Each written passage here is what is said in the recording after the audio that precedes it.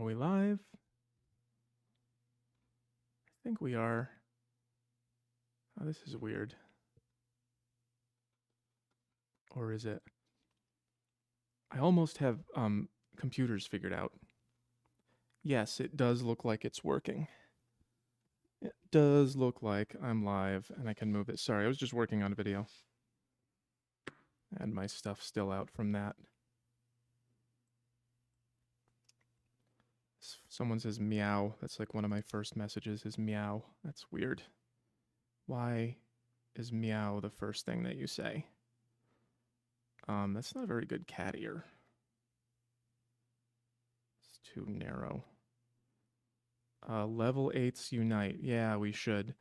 Um, if you do want to be a part of that, as soon as we get Self Max up and well, I don't mean up and running, but as soon as we finish the upgrades on it, I'm gonna be doing changes to level check as well. I'm gonna explain more how it works and diversify the types of answers that you can get. And there's a certain thing that happens when people get into integral and developmental psych and stuff, that they all think that they're at the top level and they need to get um, some perspective on this cat looks bad. They need to get perspective on how it works exactly. And so some of my videos are going to be explaining like what level check does, what it tells you about how your answers describe what's going on in your mind and what that means.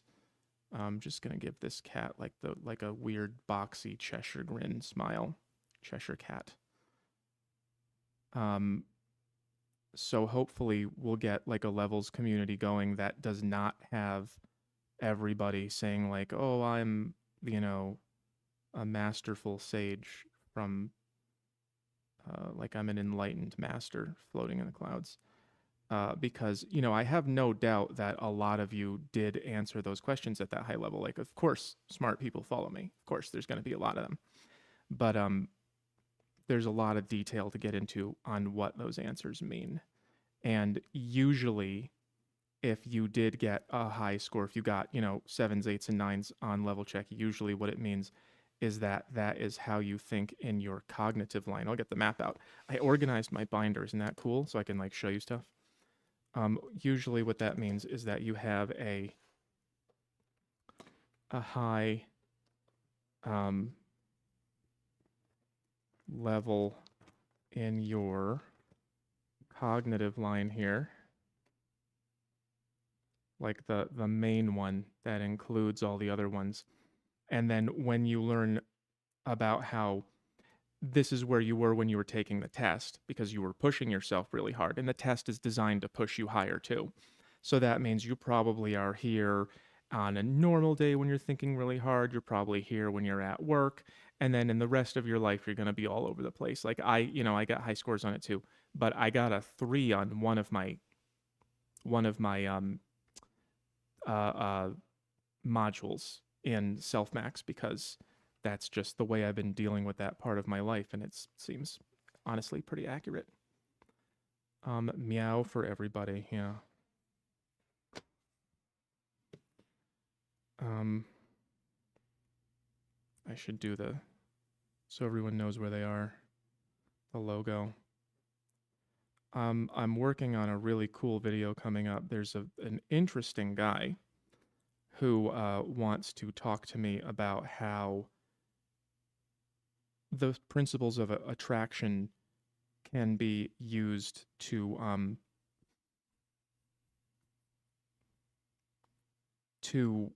it's like basically how cults work. They can use it for brainwashing, and you can understand how you may have been brainwashed by certain forces in the world by using the principles of attraction. They make you think that there's some magical feeling. It's like astrology. Um, but really, it's like somebody deliberately causing you to feel a certain way so that they can take advantage of you. And this is going to be like more than the volume is low. You've got to be kidding me. I've been screwing with the volume all day. The volume is low. Okay. Let me see if I can fix that. Filters. How about now? Is that better? Is that too loud? Is the volume better? Anyone? Nah, it's good. Volume's fine. Okay, great. Thank you. God, this volume thing is so hard. I was just shooting a video and it just is very difficult to get the settings right. It's like if I amplify the volume, then you can hear like spit noises in my mouth. And then if I try to fix that, then it makes everything all fuzzy and like muffled. And it's like way harder than it used to be. For some reason, I used to be able to plug in a microphone and get it to sound good. And now for some reason, nothing works. I guess I have brain damage. I guess I just got brain damaged and I can't plug a peripheral into a USB port anymore without causing a disaster. Can you draw a castle and then bad guys trying to attack the castle? Maybe. Who are you? It's Mr. Dinklepuss. How do you guys get your names? Are these your YouTube account names or what? Like where do you get your nick? I don't even know how this works. Aruna says, what do I think about MBTI? And what I think is that there are a lot of ways that you can divide up the personality into different measurable things. And it's very valid to measure what MBTI measures, which is there's INTJ. This is the only way I can remember it. I start with me and then I do the opposite. So that's ESFP.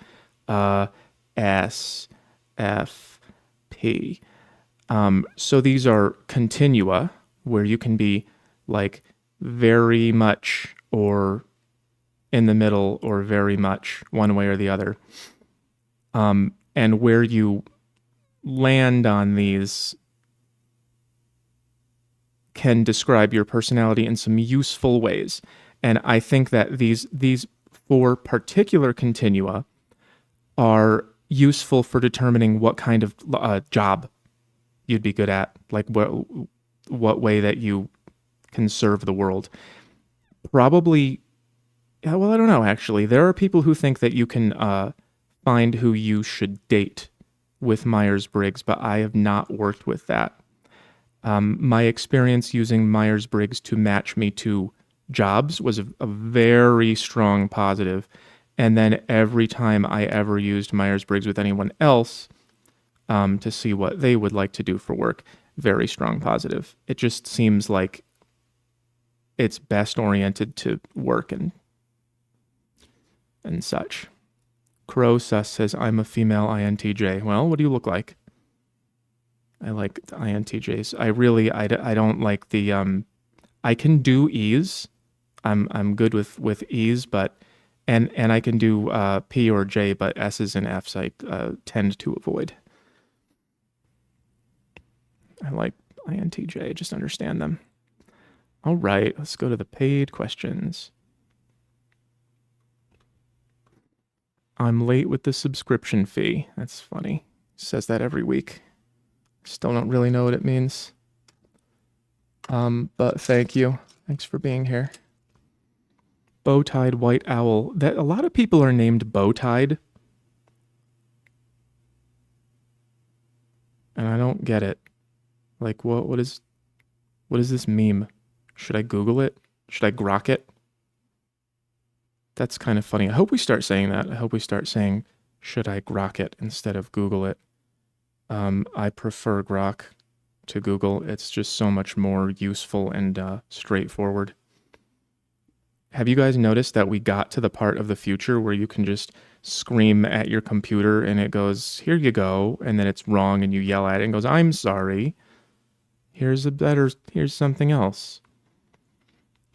Bow-tied white owl says, can you talk vertical versus horizontal development? I don't want to do that again this week. I believe it was last week, if not the week before. where I talked about that in a live for like a good long chunk of time, and I used my I don't know, it was pretty recently.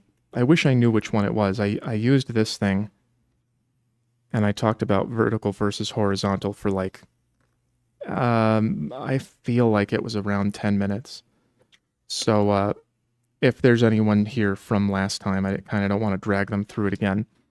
But when you say can you talk about vertical versus horizontal development, um,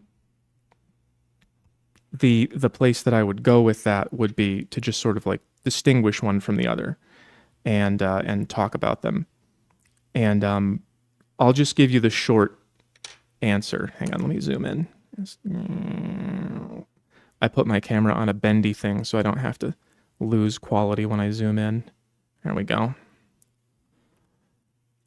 I'll give you the short answer. Basically, horizontal development is when you do, I'll do it over here so I don't waste precious room on my like 3 cents per sheet paper. Horizontal development is when you like learn a thing, learn a thing, learn a thing, learn a thing, learn a thing. So you have a lot of them. And then at the next level, you start connecting them. And so then you can have like more complex things. And then at the next one, you would have like a 3D thing. And then at the fourth one, it would just go higher and higher. It'd get more and more complex. Like I can't draw you a 4D object right now, but you know what I mean. So you can learn more things horizontally, and you can just change your entire thinking paradigm vertically. But I said more about it on the other one, and I'm sure you can find it. White Lion says, thanks for giving a wrench to the guy who's, oh yeah, the guy who's ninja. It is very difficult for me to identify who I should give mod privileges to and all that stuff, but I guess Ninja really stuck out. I don't even remember why. It was just like I heard from him a bunch of times and I went, okay, you can do the thing. Oh yeah, he helps me with audio. My audio for my I've been working on a really short video for like 3 days and I just can't get the sound right. Like I'm still struggling with sound. It's so frustrating. But he was helping me with the sound, walking me through OBS and telling me how to stack the tools to make it come out normal, which I've never had to do before. Let's see. Someone says the volume is low. I think I fixed that. Avocado Atrocity says you need to learn gain versus volume. Yeah, I don't know what the difference is. I don't know what the difference is at all. Like when I was recording my video, the volume would be low. Like I react to these TikTok girl videos and they're like this loud. And then I record myself and I'm this loud, but I'm also clipping. And it's like, how is that possible? I just don't understand the technology enough to know how that could be. Astorath the Grim says, I was in a relationship for a few years, but it ended and now am back to online dating. The same girls are on the apps from 3 years ago. I know. Whenever I am in the same area for a while, I keep running into the same ones too. I see the same faces. I see which ones update their pictures and which ones do not. I see them leave and then come back. There's some of them that I even tracked all the way through, moving to an area and then, like dating for fun and then getting a boyfriend and then the two of them looking for another girl to add to make it a throuple or whatever garbage they call it. And like you can just like watch their lives, like their whole lives go by through the dating app because they're dumb little updates. It's that's the kind of thing that people really don't understand when they talk about oh, red pillars need to just leave the house. It's like if you were trying to date women in in the time that we live in, you'd have these experiences too, and you'd also be sad. But yeah, good note thing to notice. What's the word I'm looking for? Am I that tired already? Josh B says, does having political positions matter anymore, or has the destruction of our demographics made them irrelevant? That's a weird question. I've become unable to settle on a position because I believe no system can effectively govern a corrupt populace. Well, it depends on what you mean by corrupt. There are systems that can govern diverse groups of people, and there are systems that can govern, like, something that people really do not understand is that the American government was intended only for like highly educated, highly self-controlled people. The kind of people that if you give them money, they turn it into more money and they make things clean and beautiful. That's who it was designed for. You're not supposed to be able to participate in the system if you are the kind of person who you give them money and they just turn it into drugs and you find them upside down in a dumpster. But nevertheless, we find ourselves in this position where literally everyone who is 18 and draws breath gets the same vote. Your question is, there's some nuance to it, Josh. Does having political positions matter anymore? I really can't think of any conditions under which they wouldn't matter. Like, politics is a really abstract thing that applies to everything. If you are on a desert island alone and one guy shows up in a boat, you are now political. You have who's going to do what and how much of my coconuts can you have, and that's politics already. So when you say, is it worth it to have political, what'd you say? Political positions? Yeah, I mean, does it matter anymore? Yeah, it matters. I become unable to settle on a position because I believe no system can effectively govern it. So a corrupt populace. It depends on what you mean by corrupt, because a lot of people are, if you've been following me on Twitter, I've been yakking a lot about how corrupt people are, how just brain and soul damaged they are. And it's like that those pictures of the guy with like the walnut brain.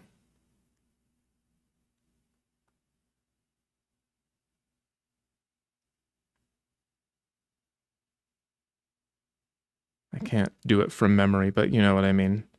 The memes, like the mentally challenged Wojaks. I have been really going pretty hard on, if you are still on the left right now, there's something deeply wrong with you. And it's true. And it's, an uncomfortable message. But yeah, like, how do you govern a corrupt people? That's a great question. And there is a system that can do it. I just can't describe it to you right now because that kind of thing takes me time to figure out. And even if I had the time, I am not a policy expert, and I don't have that type of expertise. I have ideas for a system that we should be using instead of the one that we are in now, but again, I am not sure if it would work with people who are, as you say, corrupt. It's designed for more like normal people, so that regular everyday people can contribute and participate. Is this fuzzy? Is the camera fuzzy? Focus. Is that better or worse? That's better.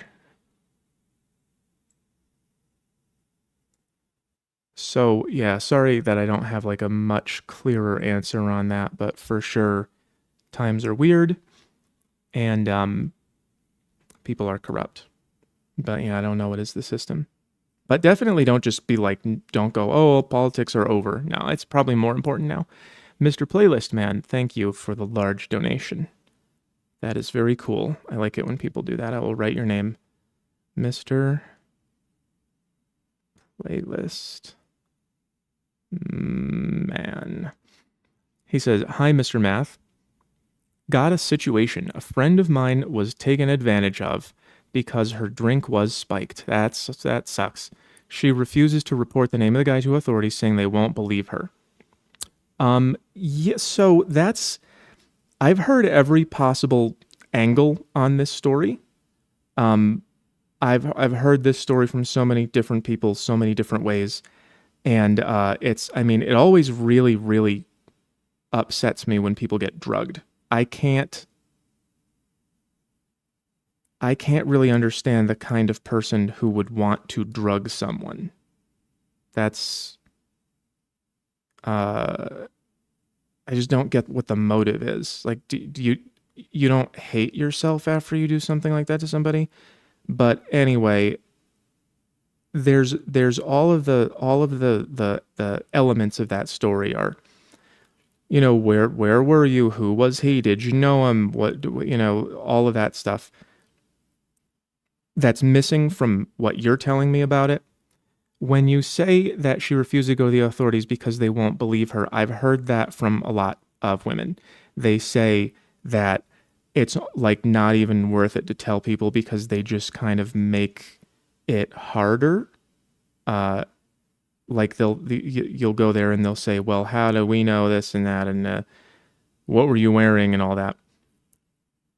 I haven't yet figured out what it is that makes them not want to try anyway. Like, if a bad thing happened to her and she goes to the police and they don't believe her, like, so what? At least you tried. Why does she not want to try? I haven't figured that out yet. It says that this is message 1 of 2. Okay, I'll look for the next one. Mr. Playlist Man was the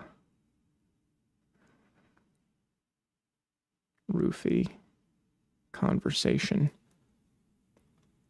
And then, that's the next one's right here. 2 out of 2. I noticed her reasons not to report were their talking points a decade ago. Okay, so kind of like what I was saying. This seems to help the drugger. Do you think they were aware that their activism would actually enable victimizers to get away more frequently? Do I think they were aware? I don't know about that. That goes directly into conspiracy theory territory, because you'd have to have people who knew the effects of that communication beforehand and then deliberately released it in order to make bad things happen, in order to make people not look out for themselves as much. I guess it's possible, but I don't really see a lot. I don't see a past, 10 or 15 years ago full of people who are saying, don't, you can't go to the cops or whatever the reason is, just to make women not do it. That seems a bit far off for me. But yeah, my take on that whole situation is that the way that they communicated, like the way that people have communicated about women's rights and women's position in society over the last few years, is just absolutely disgusting. I really can't I'm never going to get over the believe all women thing. It was one of the most absurd things that I've ever heard. It was so insulting. Like, no, women lie. Women don't lie. They're not physically capable of it. If a woman says it, then you have to do it or else. That was like, I don't know, man. But as far as what you're saying, I am not, I don't have any reason to believe that they deliberately misled women to make them not report bad things. I don't know. Hopefully you can, be supportive of her and help her do whatever she needs to do with that. But yeah. Yeah, I don't have any reason to, you know, think that those communications were malicious. Probably just ill-informed. That's the rule, right? Like if you can't tell if something is stupid or evil, it's probably stupid.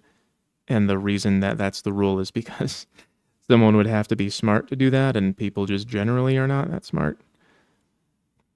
Billy Goat says, Ho, your channel's name is problematic when trying to introduce your concepts in a respectful and meaningful discussion. Just saying. Yes, I know. I understand that that people don't want to say the name of my channel when they're talking to like their professor or their grandma or anything. I don't really know what to do about that. I think at some point I could try to change the name, and I have a plan for that, but I don't know if I do. I have to like recreate all of my do I have to make new accounts, or can I just rename my stuff? I have to figure that out. But, I'll work on it. Marv says, work in startup, CEO and CTO in a toxic relationship. She, CEO, incompetent and BPD. He, CTO, the brains, but kneels to her. Have, but don't want to work anymore. Have, but don't want to work anymore? Have what, Marv? So what you're saying is CEO and CTO, she, CEO,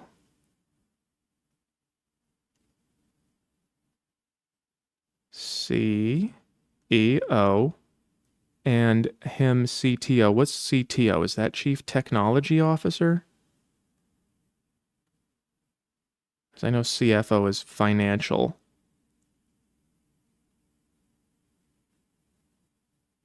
And they're in a toxic relationship. Do you mean they're dating? There's not quite enough information in your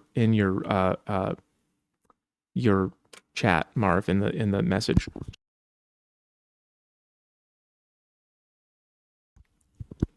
I don't know if they're dating or if they're just being nasty to each other or whatever. And so he is, I guess you said, the brains, but still has to obey her for some reason. And I guess like if they are dating or married or something, then that would just mean that he's the happy wife, happy life guy. So his zone's score would be like high and mid. He would be in the husbandy, settly area, I guess. The husband zone, settling zone area. It's the way that you said it. It makes it sound like they're in a relationship. She is incompetent and BPD, and he's the brains but kneels to her. I mean, that's a bad situation. There's not really a question in there. I hope I'm not ignoring the point of your post. It just sounds, yeah, it sounds bad, and men need to stop doing that. Men need to figure out how to tell women, what you're doing is not productive for anybody, and I'm not going to enable you. That's the worst part. Like Pearl has been talking about this lately. Pearl Davis, from Pearly Things channel. She's been talking a lot about how men just don't want to say no to women, like they're scared to say no to women. I think there's quite a bit more than that going on, but sometimes it is just a guy who just doesn't want a woman to be mad at him, and that is awful. Why would you let that control your life? Marv is back. He says, gave me and other longest EMPL official warning today. EMPL gave me another long. Oh, employee official warning today. Warning about what? Your posting is a little bit cryptic, Marv. I kind of need more info than that because I can't. Who gave you the warning? Are you getting fired? Avocado Atrocity, can you make the channel membership thing, please? On YouTube? I don't know how to do that. Membership? Make membership. Do you mean membership. Do you mean that you want me to enable memberships on YouTube for some reason? What would the reason be? Why is that good for you? Just gonna do AA, avocado atrocity. I suppose I could do that. I just haven't gotten around to that yet. Let's see. Ksenia says, I'm an attractive, intelligent female who gets attention. When I approach men, they get weird, make inappropriate moves, or don't follow up. To me, it's an invite to lead. Do they see it differently? Okay, that's interesting. That's written very much like a Dear Abby question that you'd see in the newspaper. I'm an attractive, intelligent female who gets attention. Great. Nice to meet you. When I approach men, they get weird. That will happen sometimes for sure. Make inappropriate moves or don't follow up. Don't follow up. You mean like if it goes well, they just don't answer the phone or don't call you? To me, it's an invite to lead. Do they see it differently? Not enough information. Definitely not enough information. I wonder if I could click on you and see open image in new tab. Your image is really, really small. I guess that would be a profile picture. Okay. Yeah, if that's you, you definitely do look pretty attractive. And you look like you know it too. Like your hair looks expensive and you look like you're wearing makeup competently.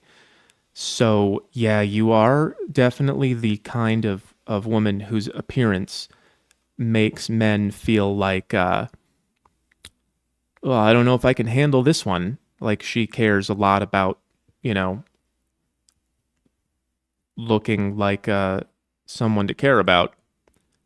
And that's like a lot of men are intimidated by that. Or, I mean, there's some men who just don't go for it. There's some men who look at that look and they go, yeah, I don't want to handle somebody like that.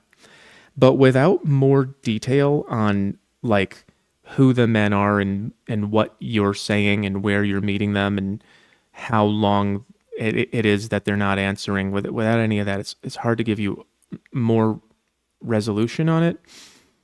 So when you approach men, they get weird. There are ways to get around that. But again, I would want to ask you, like, they get weird in what way? Because if you approach men and they get weird, my first feeling there is that they might be thinking, like, why is the good looking one talking to me? Am I about to like get my kidneys removed in a bathtub of ice in a hotel off of like Route 66?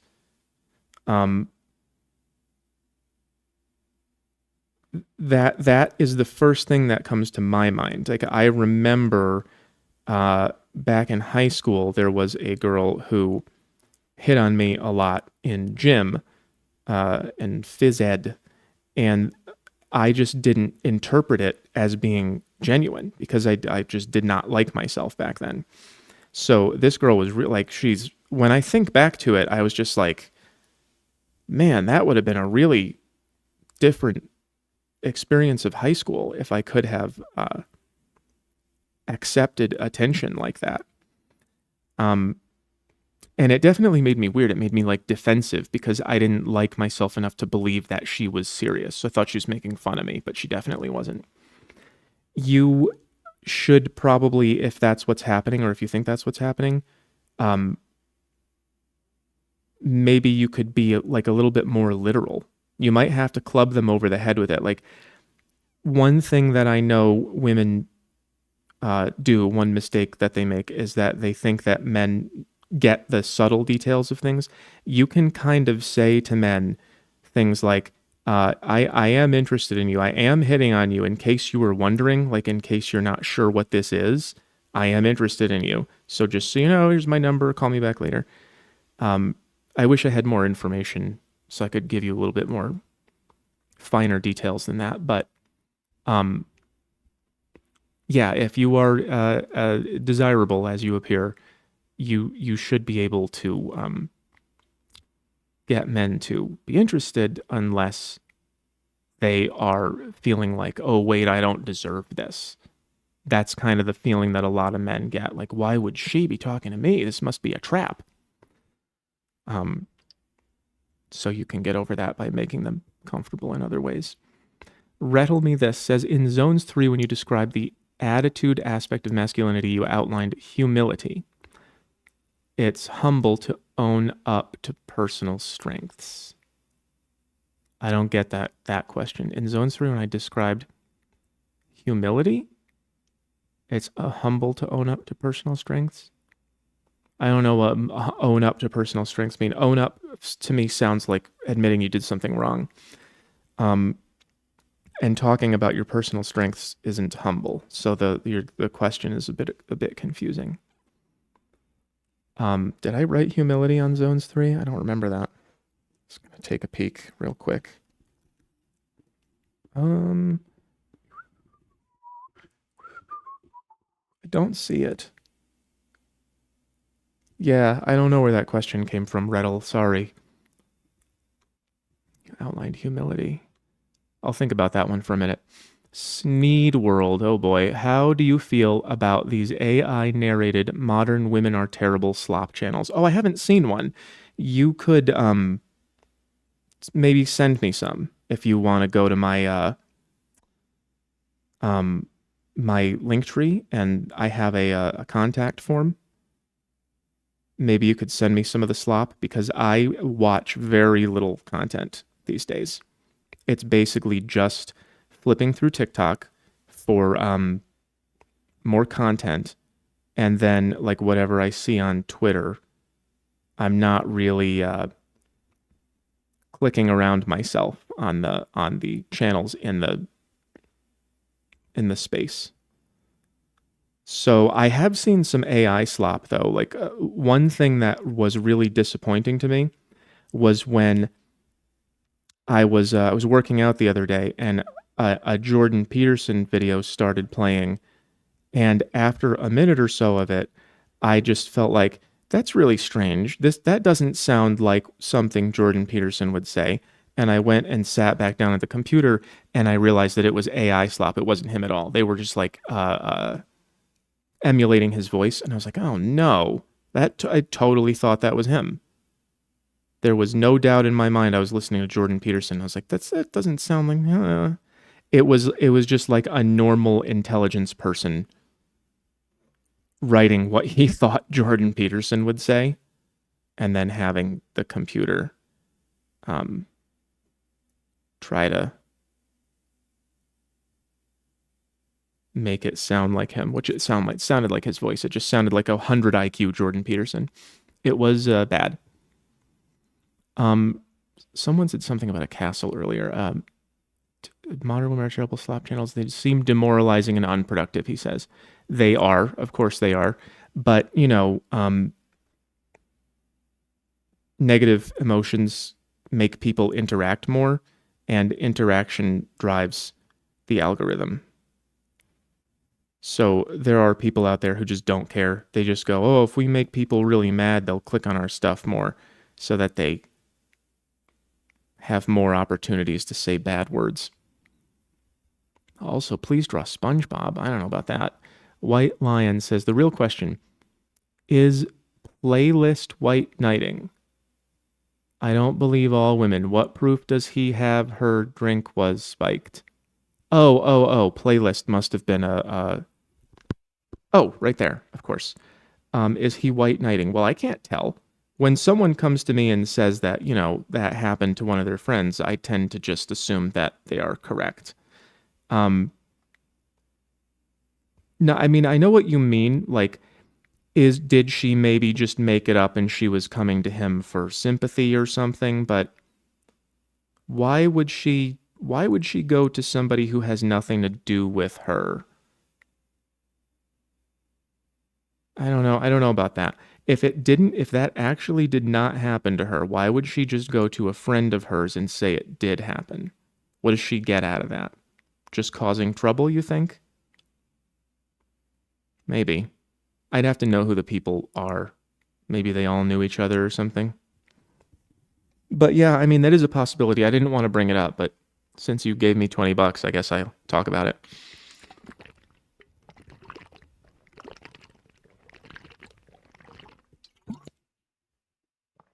So yeah, Mr. Playlist, I guess if you are still here and listening, you didn't give me like the whole story, so just make sure that she's not pulling a goof on you, because it's possible. Um, some women say things that are not true sometimes. And specifically, what you're looking for there is if she's trying to get you to do something or get something out of you or use you in some way to get something out of someone else. You have to look for what she could gain. And I can't see what that would be from the story you told me. So, White Lion again says, if people are too soft regarding your name, that's their problem. Talk it out with a therapist, you betas. Well, it's not, my fans saying that my name is too soft. It's just that it's like you don't want to tell your boss at work when you've got a new job or something that you're like, I listen to the Ho Analysis channel. I don't know. I think that the name is fun and funny and entertaining, but I also think that the the novelty value of it, the shock value of it has mostly worn off at this point. Like, it's not very often anymore that someone goes, "Oh my God, the name of this guy's channel. Oh, wow, that's funny," because everyone kind of remembers it.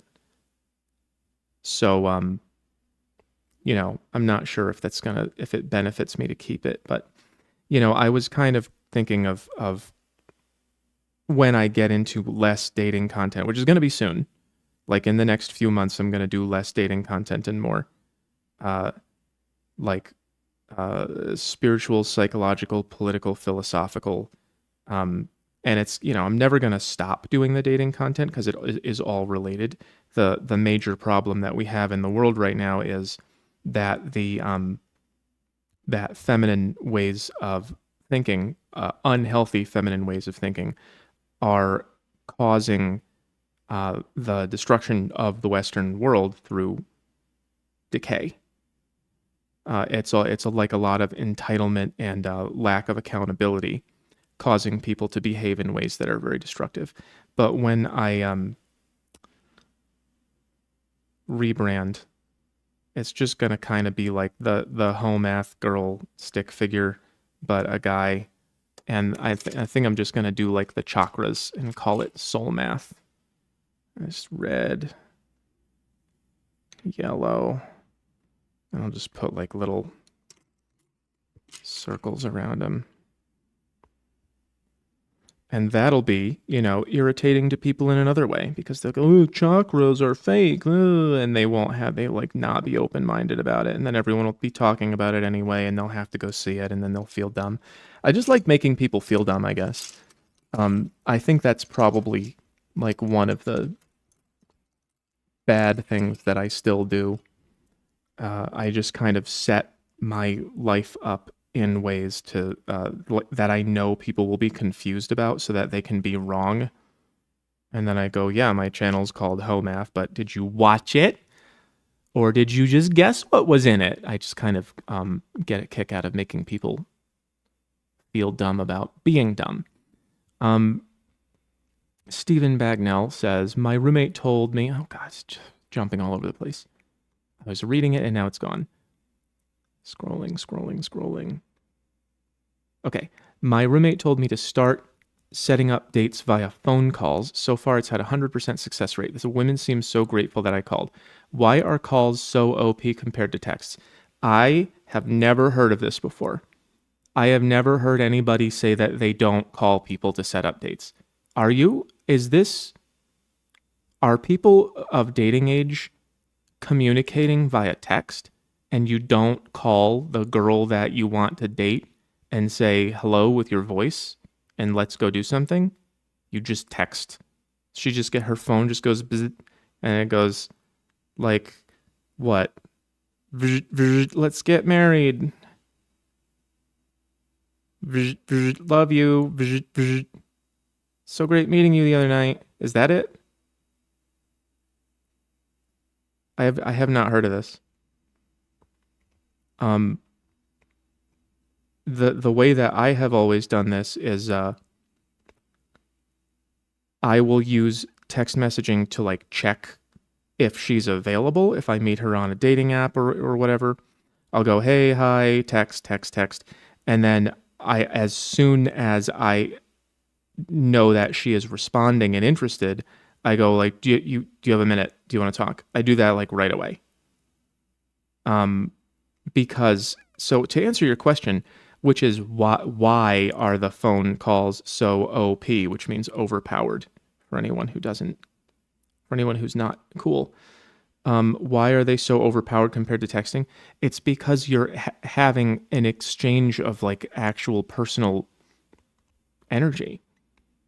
That's like saying, why is going on a date in real life better than going on a FaceTime date? Because FaceTime is just like a cheap copy of being in the same room as someone. And a text message is just a cheap copy of a phone call. Like, what's the whole point of dating someone? Because it feels good to be around them.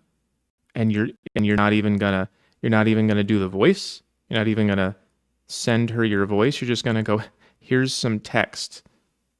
DATE. There's no connection in it, and there's no care in it either.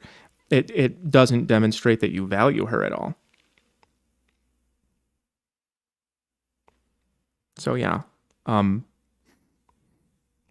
had never heard of that. I didn't understand that people were like communicating entirely via text. Thank you though. That's great to know.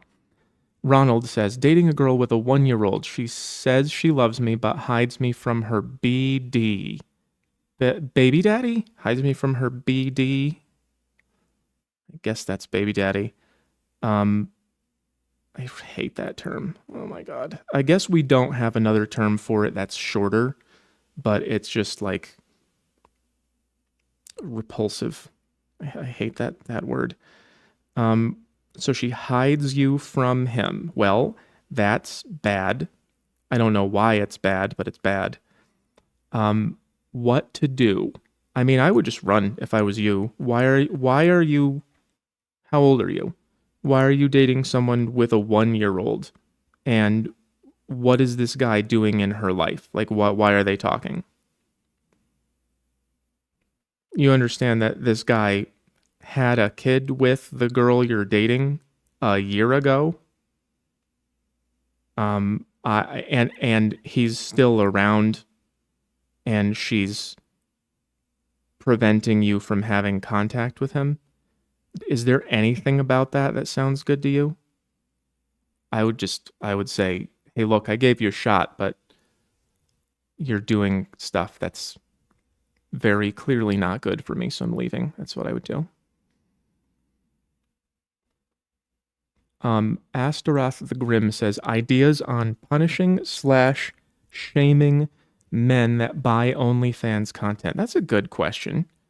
Also, I believe that the 99% of women make nothing. They just highlight the few successes. Do you mean women in the entire job market make nothing?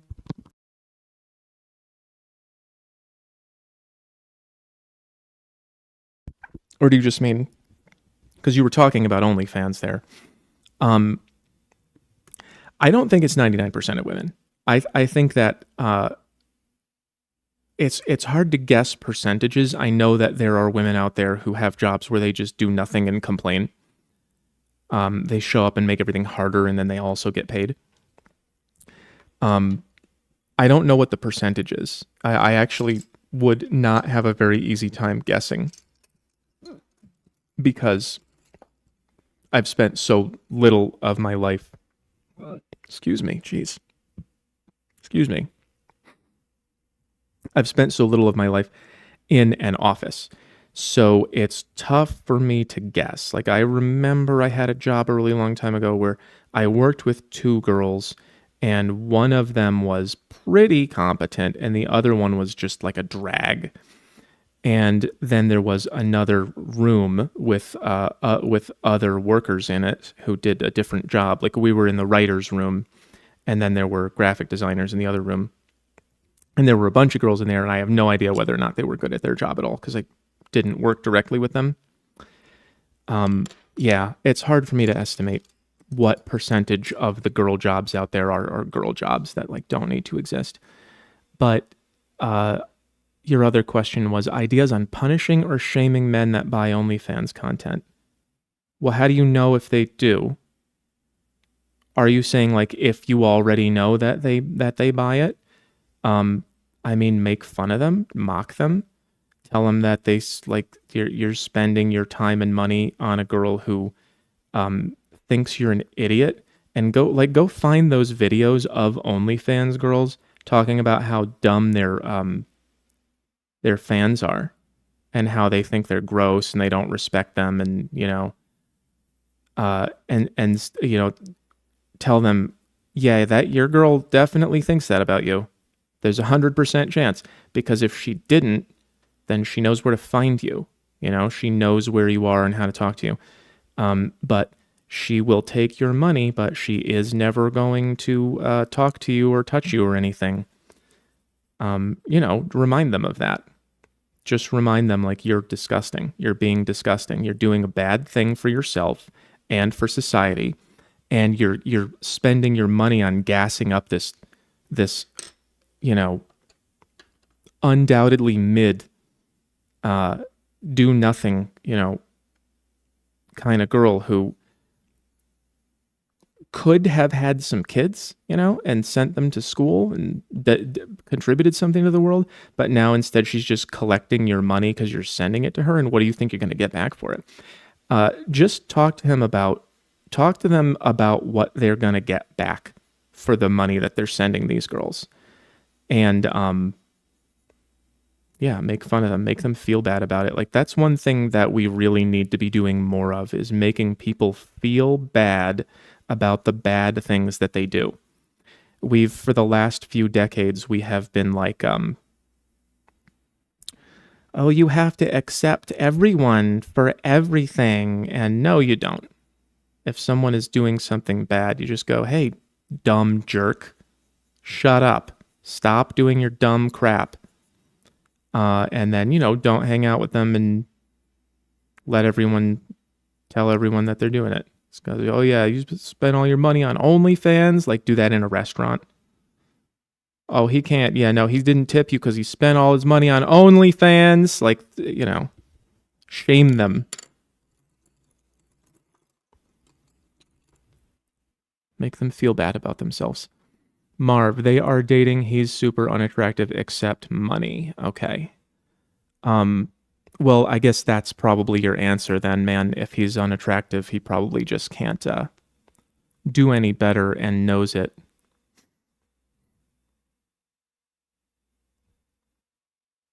All right, my screen is doing a weird thing again, so I'm gonna see if I can pop out the chat here. Is it possible? I hope I'm still going. The Happy Emily makes something too long of a name.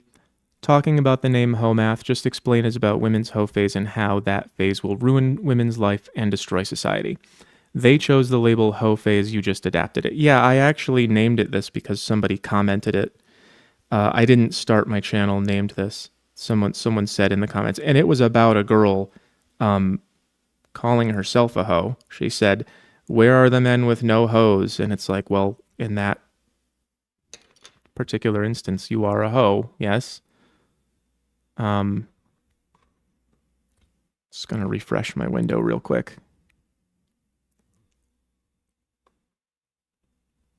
I'm frozen. I'll just keep drawing for you. I think someone wanted me to draw SpongeBob. I'll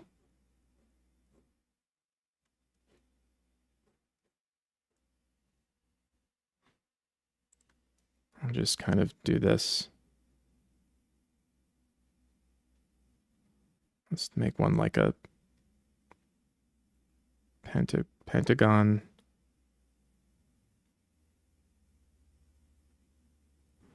Okay, are we back? Not really.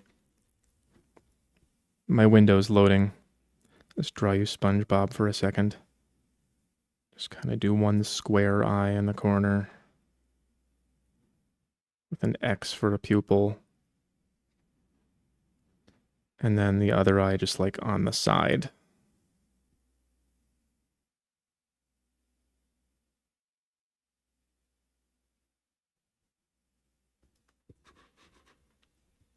I really wish that my page would load so I could answer your questions. That would be dandy.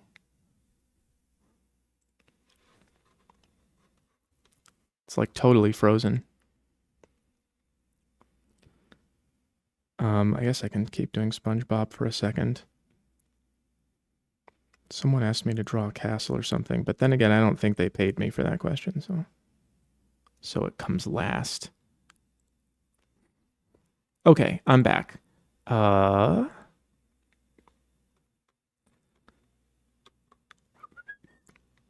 They are dating except he's super unattractive. The Emily talking about the name. They chose the label Ho face, you just adapted. Right, exactly. So like that doesn't matter though, because when people say that the name of the channel is off-putting, it's not a judgment about me. It's just whether or not they're going to watch my channel. Like people are saying more people should watch you, but they're not gonna if your name is rude. I'll put his mouth over here. There you go. There's SpongeBob. Marv says, do I quit and don't come back or reject the warning? Marv, I really have to tell you, I can't answer your questions in this really short format. Like, first of all, it's very hard to keep track because you're sending like tiny bits of question in between other people's questions. And I have to remember what it was that you said before. Do you quit and don't come back because of what? Because you got a warning? From who? Who warned you? What did you do? What was the warning about? I can't help without that information. Sorry, Marv. Joe Doyle says, been working on this fantasy novel for a few years, yet I keep getting stuck. Any advice on storytelling exercises or practices? Yeah, I think so. I think I could give you some advice on that. I would love some more information on this too, just like I've been asking from everyone else. But first of all, if you are not already doing this, because I don't know what your storytelling process is like, but are you feeling it? Are you starting from the gut with your story?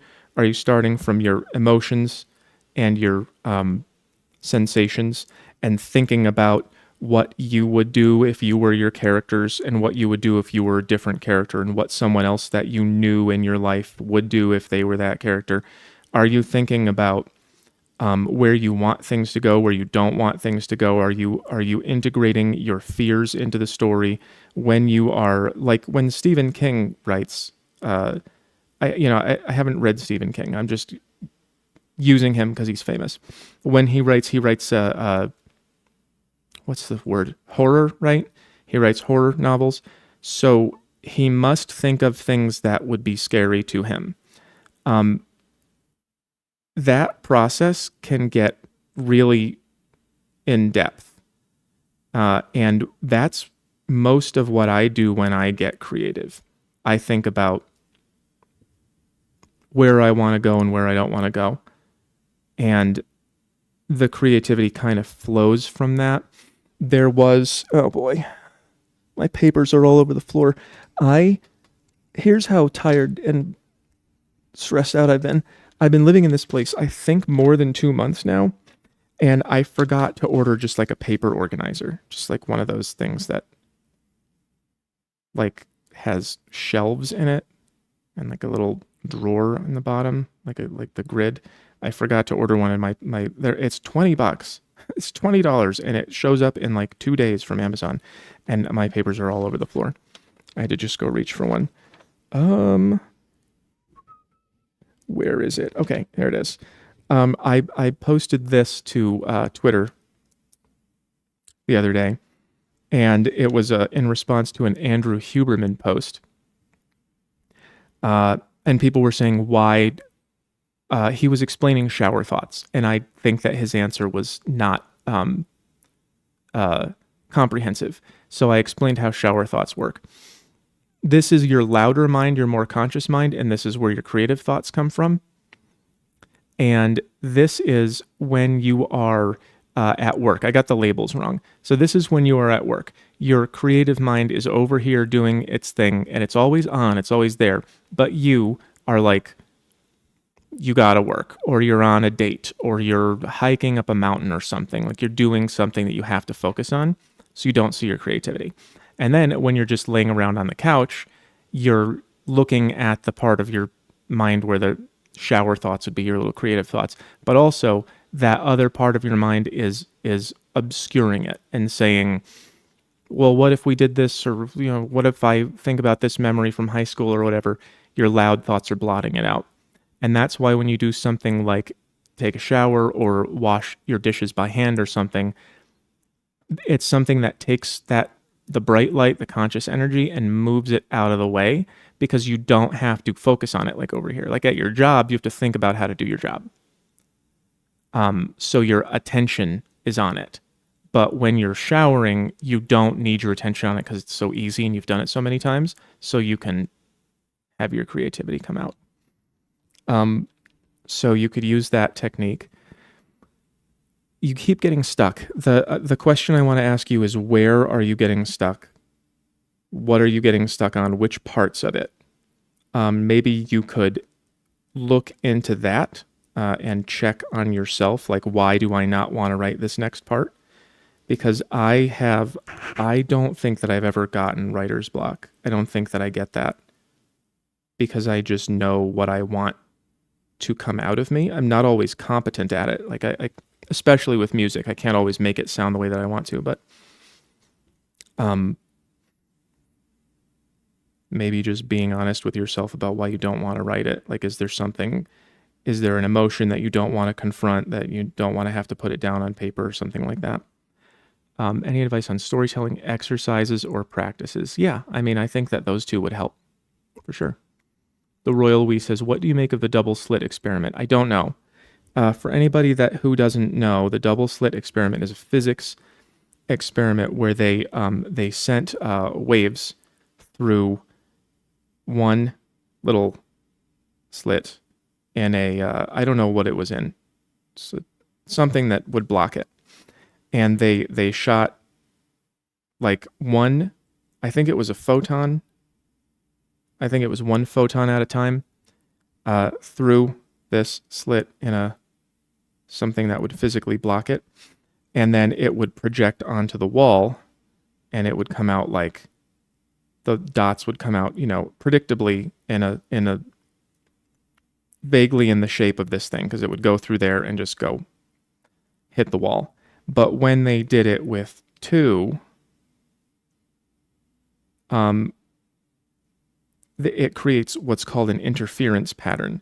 So it's like when you splash water, one wave will hit the other wave, and then they'll be higher when they touch, and then they'll go to zero when they cancel out. So like if this wave is high and this wave is low and they meet, then they cancel out. But if this wave is high and this wave is high, then when they meet, they go even higher. So it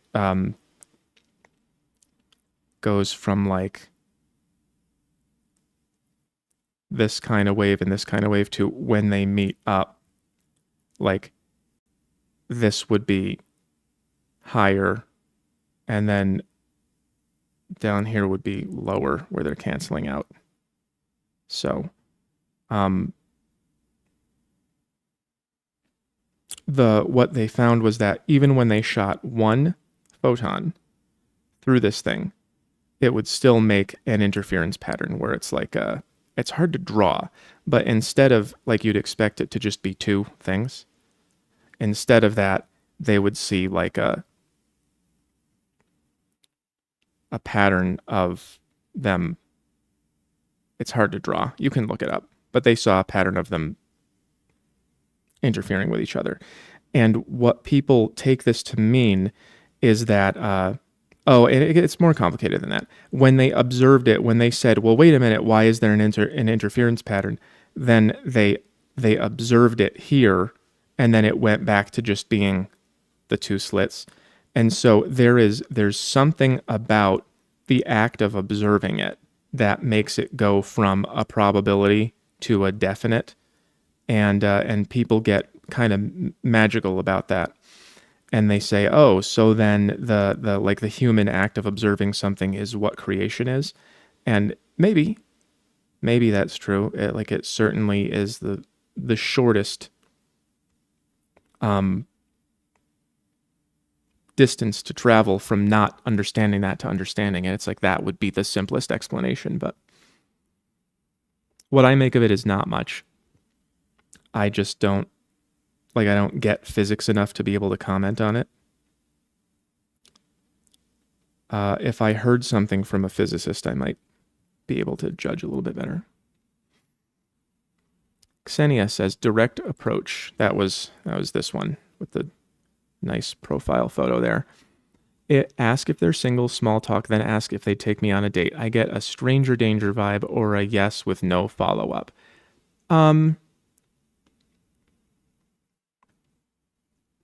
It's hard. I would love to ask you questions. It's really hard to answer this kind of question without having a conversation. So if you do the direct approach, you ask if they're single, you do small talk, and then ask if you would take me on a date. You get a stranger danger vibe or a yes with no follow up. Do you know how to like make men comfortable with that sort of I don't know what's going on here vibe? Are you good at joking? Are you good at something that I have done before, which it doesn't always work, but it does always take the discomfort and the pressure off. So it's like the same chance of working, or maybe roughly the same. Is I will do something like if there's a situation that might make someone uncomfortable. If I advise people all the time, like don't corner women, like don't go to her job and hit on her while she's behind the counter at a deli or something. Sometimes I will just like write my number on something and just say, hey, I enjoyed talking to you. Use this if you want. And it'll make her more comfortable with it. And then I'm not just like there staring at her and just going like, are you going to date me? Like that kind of like that just pressure of someone staring at you and I want something from you. There are probably a lot of ways that you could make these men understand that you are, there's nothing weird about you, that you're just interested, that you're just, men don't approach anymore, and so you have to do this. And some of them, I don't know, might feel emasculated. I know that I don't. Like when women approach me, I like it a lot, but if you're doing the direct approach, you ask if they're single, small talk. Where are you meeting them? Are you just like stopping guys in line at Starbucks? Are these people you work with? I really need to ask you more questions to be able to give you more details. But because what I'm trying to say is you have to make them comfortable. If you look good and that's the only thing they know about you, then the only thing missing is do they trust you and like your personality and want to be around you. And I would have to see, or at least ask you, what kinds of phrases are you saying to them? Where are you meeting them? Everything like that. Give me an example of a time that you did this and what did the guy do? I would be able to pinpoint a lot more accurately what is going on in his mind if I could do that. But if all I have is that the person I saw in your profile picture is directly approaching men who are, I don't know where they are or what they do or how you met them or anything like that. the details of why they might not be responding are very hazy. So I would need a lot more detail than that. Maybe you could send me a message on my LinkedIn or something, because I wasn't able to really get to it here. John W. just sent me some money. No question. Thank you, John. Cloud Estate says, hey, Mr. Math, what are your thoughts on the Bertolt Brecht quote? Art is not only a mirror to society, but also the hammer with which to smash it. Well, I've never heard it before. I've also never heard that name. So art is a mirror to society, but the hammer with which to smash it. I think that's sort of, I don't know, obvious. Like, people use movie stars to push political points all the time. People make points with art all the time. Like, the Beatles were a really big part of the boomers' identities. And they were like, hey, imagine no religion. Imagine that you don't leave your children any money. Imagine all the people living in your neighborhood. And everyone went, yeah, that song makes me feel like my identity, so it must be true and good. I think that it's pretty obvious, but maybe not everyone thinks that it's very obvious. So yeah, that's how you smash society, with art as a hammer. You use art to make people feel things, and then you give them messages. Like, you just, you play a nice song that makes people feel smart and like better than everyone else. Oh yeah, I love everyone. I'm just full of love and charity. I'm such a good person. And I have like this feeling, like yummy sunshine smiles about how good I am as a person. And then the message is like your country is bad, like burning flag.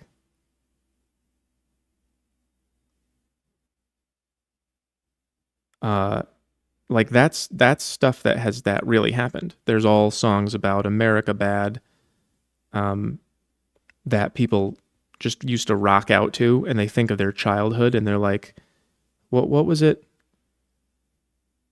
Fortunate Son? That's still some people's favorite song. And they play it to mean like, yeah, we're going to kick some ass. But the song really is about how, like, in America, if you're not born fortunate, then life sucks. And that's like one of the least true places in history that you can say that. Of all of the places that have ever existed, social mobility is very high here compared to everywhere else. And yet there's a song about like,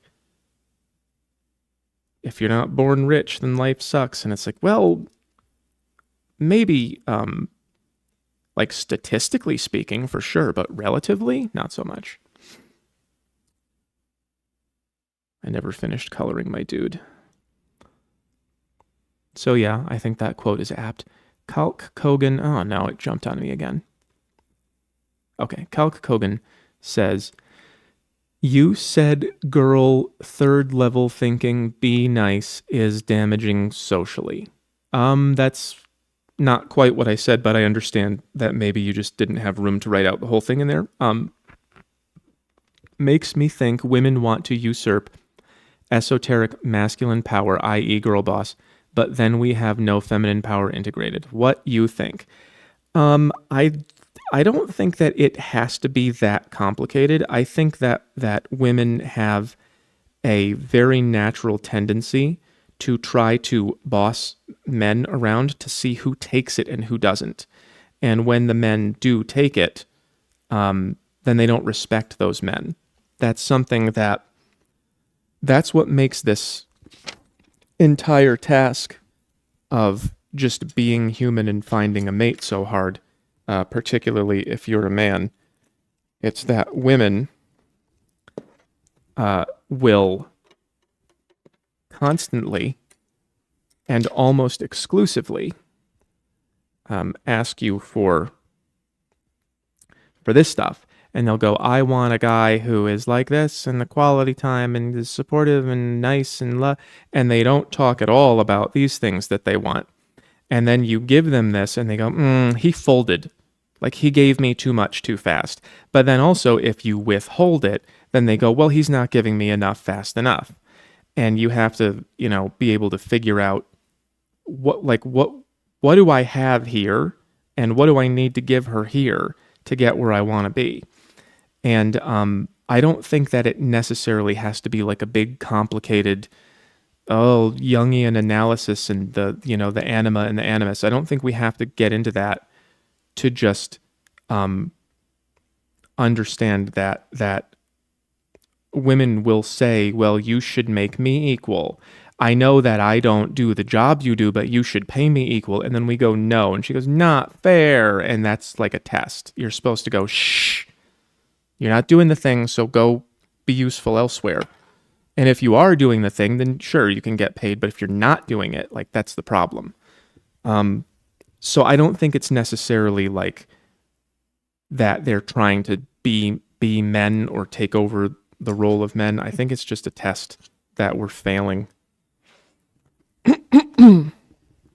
Just like Pearl has been saying, that men don't know how to say no to. And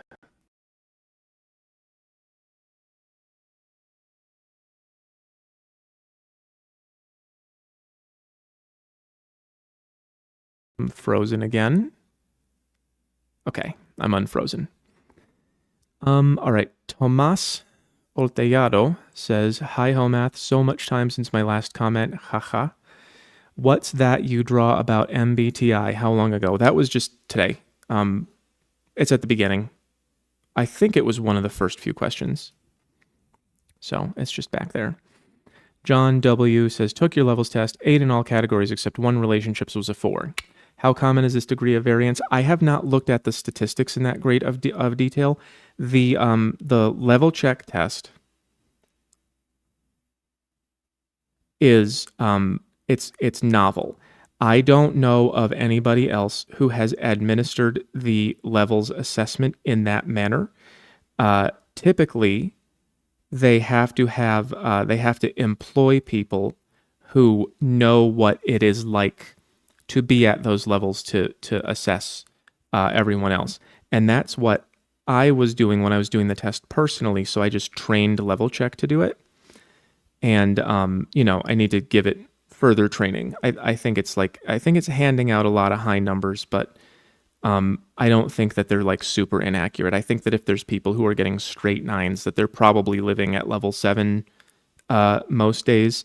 And if there's people who are getting like 7, 7, 8, 7, 9, then they're probably living at level 6 most days, but they can get their minds up there. So when you say how common is the variance, I just haven't seen the stats. Not sure if you're a real 8. Probably not. You probably can get your mind to that level when you focus, which is what the test is measuring because it's an intensely focused test. But I would take your results as one example. Like it's not. I still don't know how to say this. Like I have to write all this stuff on the site so that when you take it, you understand what's happening. But you should take it to not be like the final say on who and what you are. You should take it several times to see what results you get and how they vary. So you go, oh, okay, I was thinking like this day, and I was thinking like that day. So I kind of get how my mind functions. It's not like a label that I'm trying to stick on you. Let's give this guy a sticker. It's not like, you did the test this way, so now you're in the 8 club. It's just what it means is you answered those questions at that level that day. So it's a test of what you did that day. And if you got a 4 on relationships, then it probably does indicate something. I know that when level check gives me a lower level, and I go back and look at my answers, it's like, oh yeah, no, I can totally see why I would say that. It gave me a 3 on one thing once, and I looked at my answers, and I was like, oh yeah, those are pretty like desperate answers. Like I was just talking about how to get my way and how to prevent other people from stopping me from that, and it was like, yeah, that's like I'm totally living through something right now that's making me live in that level. So yeah, take it as an instance, take it as a snapshot of who you are, and not a whole, not like an assessment of the deepest part of your personality. It's a snapshot of the level you were thinking at that day when you answered the questions. And I do find it somewhat accurate. I think that it might be, I think that the numbers it is outputting are pretty accurate, but I think that I need to find a way to remind people that that's not everything you do all the time. It's what you were doing when you took the test. Let's see. Alec C says, "Love your work. Thank you. What do you think about adding a to-do in progress complete roadmap board to SelfMax?" Oh yeah. Oh, we're working on that for sure. That's in the works. I'm going to the way that I want it to work as soon as I can possibly get it to is I want for it to have the map like clickable, and I want it to contain all of your goals that you're working on. So I want you to be able to click on one of your goals, and then it'll bring up what's going on in it, and it'll say, "Here's what you said you wanted. Here's what you figured out about that. Here were your thoughts about how you're going to pursue it. Here are your thoughts about yourself. Here's what you did last time, or what you said you were going to do. Here's what, how people are reacting to your appearance. Here's how you fit into your surroundings. Here's where you went and what you did. Here's what you know about where you could go or what to do." Like, I want it all mapped out for each individual goal. So you go to your goals page and click one, and it just populates for you. And it'll be able to identify, like, you still have to do this thing. Did you do this? And then it'll like send a text message to your phone. That's where I want to get with it. There's quite a bit more work to do with it, but yeah. So not a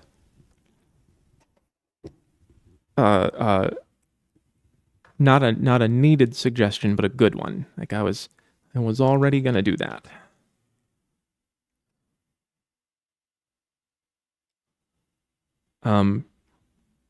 For sure. Users track site features, vote priorities, suggestion ideas. Is that a sentence? What do you think about adding a to-do in progress complete? Yeah. Users track site features, vote priorities, suggestion ideas. I kind of understand what that means. Like essays, app, roadmap. I don't know what that one means at all. Please Google review live. Oh, you want me to Google essays app? Roadmap? What does that mean? Where's my keyboard? Essays app? Roadmap? You can't expect me to know anything about pop culture. Essay. Roadmap. I don't understand where essay brought me. Essay write better. Essay app roadmap. The college app roadmap. I am not finding it. Essay app roadmap, best essay writing apps. Essay, the best writing app. Okay, that's a video, but I can't watch a video live. It's great for just writing and for focus like mode. Essay app roadmap free? A free essay app roadmap. Yeah, I'm not finding anything. Sorry, I Googled it and it's like, I don't see an app called Roadmap. Essay app review. Reviewing Jordan Peterson's essay application. First look at Jordan Peterson's writing tool, essay.app. Oh, is it Jordan Peterson's app? Is that what you're talking about? I'm having trouble figuring it out. It's not making for good TV, but maybe you could message me later.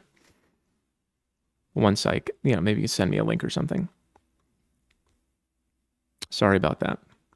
I can't really just like struggle with Google for 20 minutes. John W., how common for higher levels to abuse substances? Oh, I have no idea. I know that with higher IQ people tend to be alcoholic and lean on substances. And I know that higher IQ is necessary to get to the higher levels, but I don't have any information whatsoever on specifically like the difference between people who are high IQ high level and high IQ low level on substance abuse. I just don't, couldn't comment. I'm trying to see if I could take an educated guess, and I don't feel that there's a strong reason to, go one way or another on that. I just don't know.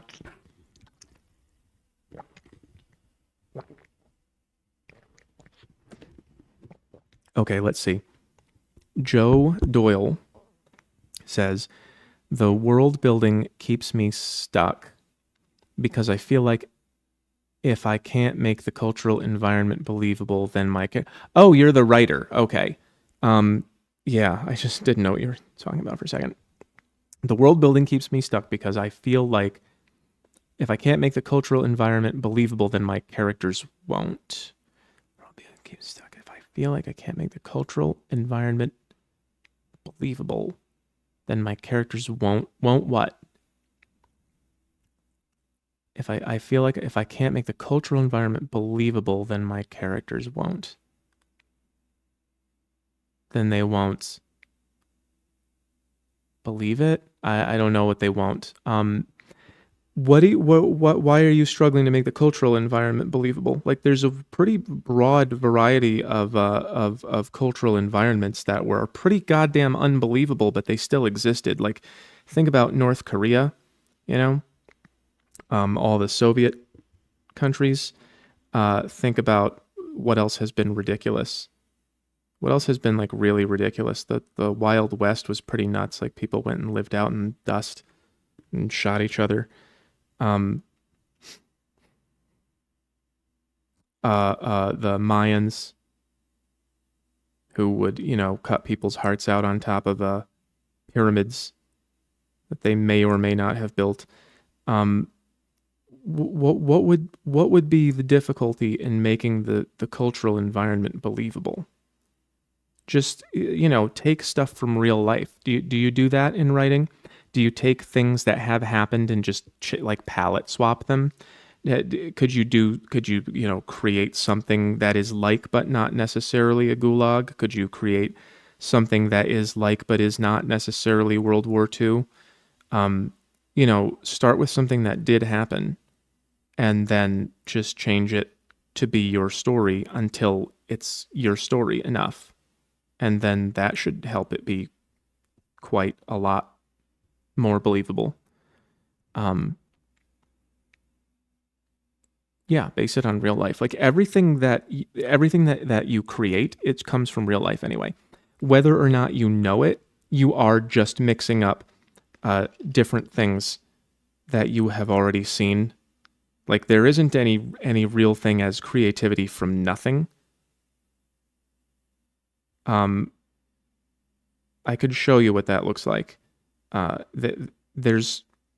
You're always like, if we have square here and circle here, and you're being creative, then you have like the rounded edge square. You've got your squircle there, and it's like, I have invented a thing, but really you smashed together two things that you already knew about. That's kind of that's like all that creativity is. It's mixing together stuff that you've seen. So if I was going to create an animal, I could go, I was thinking the other day about how, like, if there was life on Jupiter, then it would kind of be like those things from the Zerg that they're like basically a big bloated balloon filled with gas, and then they have just like flippers and tentacles and stuff. And then there's spikes on the Zerg ones, and then they just have like a sack inside of them for making a gas that's lighter than the air around them, and then they inflate to go up, and then they just deflate to go down, and that's how they travel around, and they're just floating around in the gas in the sky of Jupiter. And that is like I just sort of ripped that off from what was it, Starcraft? I almost said Star Trek. I'm brain dead. I just ripped that off from them, but they took the tentacles from jellyfish, and they took the spikes from, like, there's sea animals that have them, there's bulls have horns. It's just a bunch of mixed up stuff that they already saw. So don't like be embarrassed to do that if that's what you mean by that. Jess Yes says, today's personal theme, shopping ethics. Shopping from places like Temu, Shine, Amazon, Etsy, etc. What is the more ethical methods of shopping? Opinion. I don't have any idea. I have not had money for long enough to have figured out where to shop more ethically. You're asking one of the brokest people in the world. One of the brokest people, well, not one of the brokest people in the world, but one of the, like, comparatively brokest people in the world, compared to my parents and my friends and the girls I've dated and everything like that. I have had some of the hardest time getting money compared to all of those people. And your question is about have I found more ethical shopping? And no, I haven't really. I wouldn't even know where to begin. Like, I'm trying to answer your question in a helpful way, and all I can think about is that I would just have to Google it and then just say, oh, here's an ethical shop. Like, I haven't taken step one on that. Sorry, I can't give a better answer than that. All right, Bob Evans. Another big donation today. Thank you. I enjoy looking at your drawings and trying to figure out what questions people asked, and I'm sometimes right, but looking forward to your next vids. Yeah, that must be fun. I never thought about that you can just kind of look at what I drew and guess what people asked. This one's pretty obvious. This one is less obvious because I drew it so poorly.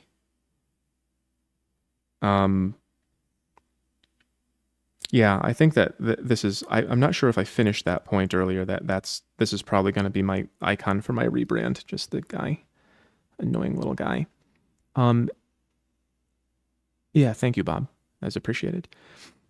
Tomas Orteado, draw a MBTI ranking and perhaps tell us your impression on each one of them. Oh boy, I don't remember them that much. I know that all right.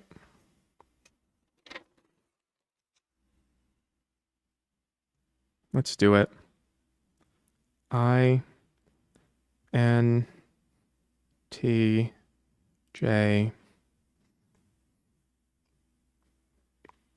Yeah, no, you know what?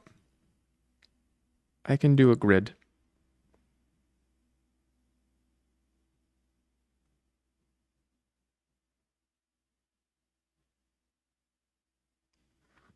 No, that's not how it works.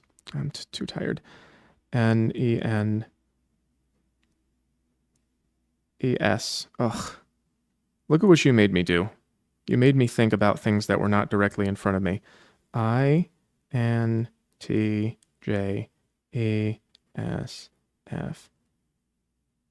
So, you want me to rank all of them? There's 16 types. Draw an MBTI ranking. Of course, I'm putting INTJ and P at the top. Those are the only people that I can stand to be around for very long. People who are just nerd out about everything and just go, actually, here are rational observations. And then people go, oh, but I have a feeling. And then I go, well, here are some rational observations about your feeling. That's really the only thing I can deal with. Like, when people communicate to me in feelings, it's almost like communicating through smells.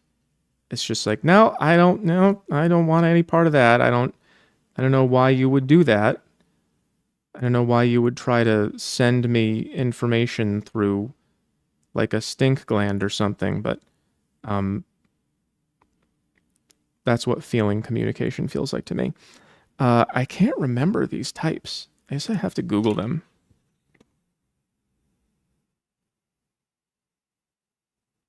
Let me see if I can find, do I have anything on this? That's my folder of videos I'm working on. Okay, there's that. Let's go into MBTI. I'm typing it in. MBTI. Essay app. MBTI types ranking. For fun, which types are... Oh, that's Reddit. I'm never going to Reddit again. I don't think I'm ever going to click on a Reddit link as long as I live.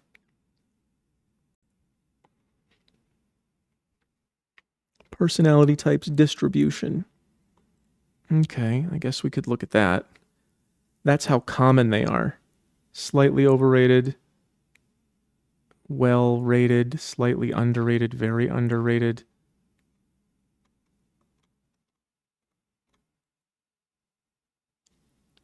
Okay, let me see if I can get this window showing here.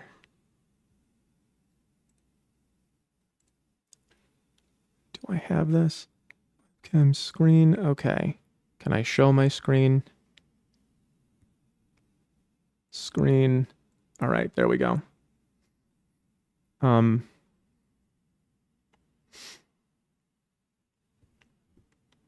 you guys see it?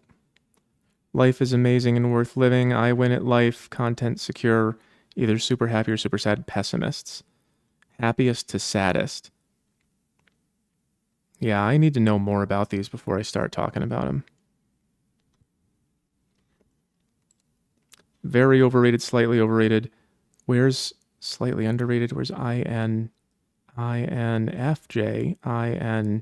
INTJ? Slightly overrated, I guess. I don't know. I mean, we're irritating, but that's not really the point. Yeah, if you want me to compose like a ranking of them personally, I'm gonna have to like understand what they are first. I know what this one is, and I know what this one is, sort of. And then I know the ESFP because it's the opposite of mine, and I don't generally get along with them. But all the other ones I would have to find resources on.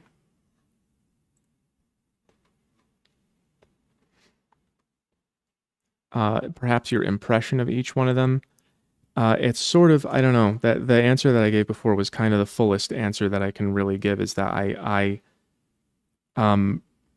prefer I's, but I can do E's. E's are okay. I have a pretty comfortable time with that. And I don't actually know the difference between J and P. Like, if you had to ask me how to identify judging behavior and perceiving behavior, I wouldn't be able to tell you. But as far as SF goes, they can all just stay home. I like NT people. I definitely need NT people. I just, like, it's very difficult to reason with anyone else. And I don't enjoy non-reason relationships. I just don't like them. I hope that was enough of an answer. Your message is colored in a way that makes me think that it cost a lot, but I don't know because it's ARS. It's an ARS. But if that was not enough of an answer, maybe you could message me too. I just am not that prepared for Myers-Briggs tonight. Bro says, you thought of putting a mask and going to shows. Yes, I did. I actually asked Twitter if I should do that, and they said no. And I think that they are right. I think that it would not be a great look for me to cover my face and then go out onto a show. It's like, either go or don't, you know? I'm enjoying just being quiet and not having people know who I am. I don't know how to draw SpongeBob's legs. I guess I'll just kind of make them tentacles. But yeah, no, I'm not going to go on a show with a mask on. It's just goofy, and it's not a good look. It's not going to make people respect me. It's not going to give me an edge in the conversation. It is better for me to just be a recluse.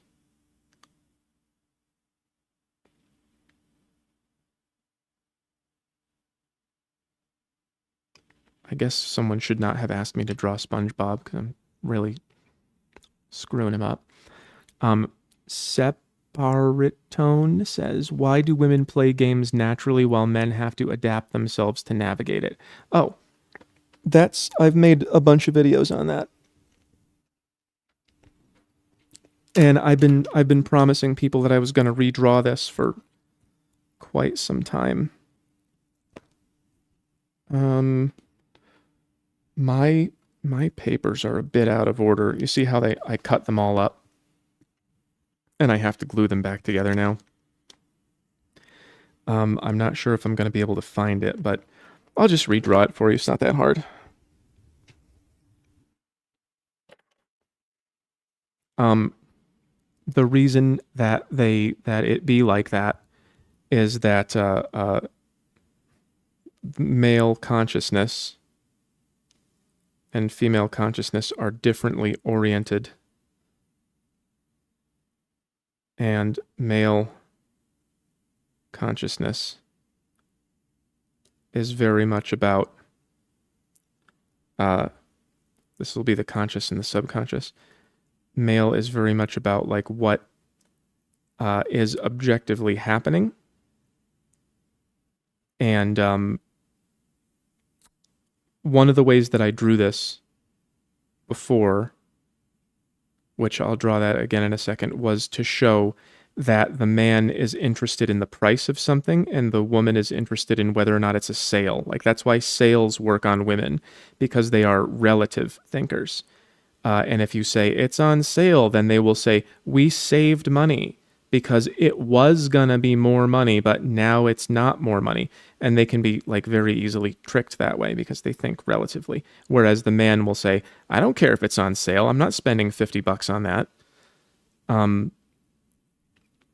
So I'm going to make them just like pensive and staring uncomfortably at each other. Let's get down here and get closer. Confused at each other. Men are much more oriented. I don't know how to draw this now. I guess I'll just sort of make it bright towards like observable things and what's going on. And it's much darker in the subconscious. They have much less of it. It was, I drew a pipe going from one to the other. And men have a small pipe going from one to the other. So what's happening in the subconscious is like just a little bit. And what's for women, there's a large one. And what is happening in the subconscious just comes flying out and filling up the whole space. And so that makes it dark because it's all full of like, why did you look at her that way? Why are you standing like that? You haven't said anything in 20 minutes. And it's like all analyzing, what do these things mean? What do they mean about your feelings? What do they mean about our relationship? It's a much bigger focus on the subconscious. And so that's why women have so much power over men, because they are good at subconscious things. They're not always correct about them, but their ability to think about them makes them tricky. They do things in this realm that we don't even know about. They will just lie. They'll just lie and they'll just say, here's a way that I feel. And it's like not even the way that she feels. She just wants to see how you'll react to it. And it's like, what the hell was that? And she's just going like, well, I have to do that here to see what you have here. And that's not something that men would ever think of. And the reason for this in terms of evolution is that women are caretakers and men are thing getters. So men will leave the tribe and go run around stabbing animals and picking up rocks and stuff.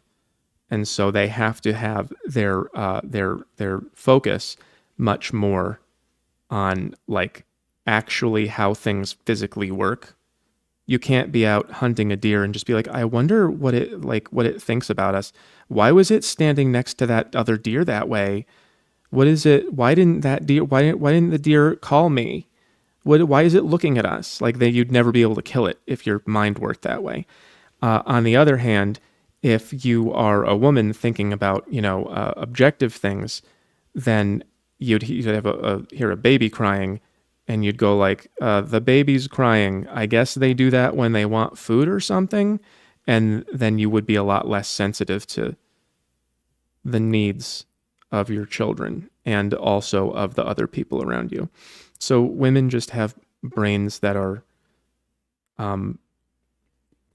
calibrated for understanding feelings, and men have brains that are calibrated for understanding objects. So that's their power. So when you ask that question, why do women play games naturally? Because that's the only way they can have power. They can't beat you in a fist fight. So they play games with feelings, and they trick you, and they have their power, and they go, haha, I win. White Lion says, Ho, you have the same keyboard the webcam girls use. What webcam girls? And how do you know this? It's a good keyboard. I've had it for a very long time. I think I've had this keyboard for like 13, 14 years. Some of the keys don't work as well anymore. Sometimes I have to press the T several times. It's just, I don't think you can even buy this anymore. It's the old Logitech 400 whatever. But yeah, this is a good question about why do women play games. It's because they can't throw you down the stairs.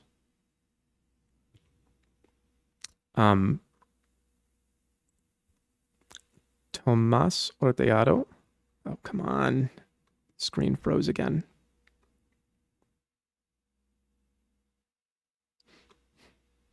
Okay. Hey, the guy who's ninja here is a bit less than $1 coming from Argentina. I don't know what that means. Are you talking to the guy who's ninja? A bit less than $1? I'm not sure what that means. But anyway, Homath, what do you think about Javier Milei? Is he the Argentinian leader? I haven't been following him. I don't know. I know that like my impression of him is that he talks tough, and he seems like conservative. But I don't actually know. Like, I don't think I'd be able to identify him from a photo. That's how little attention I've been paying to things.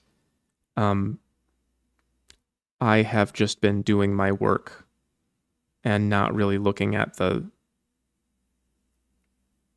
events of the world so much. Yeah, my impression of him is that he's trying to like fashion himself after Trump or Bolsonaro or whoever, but I just don't, yeah.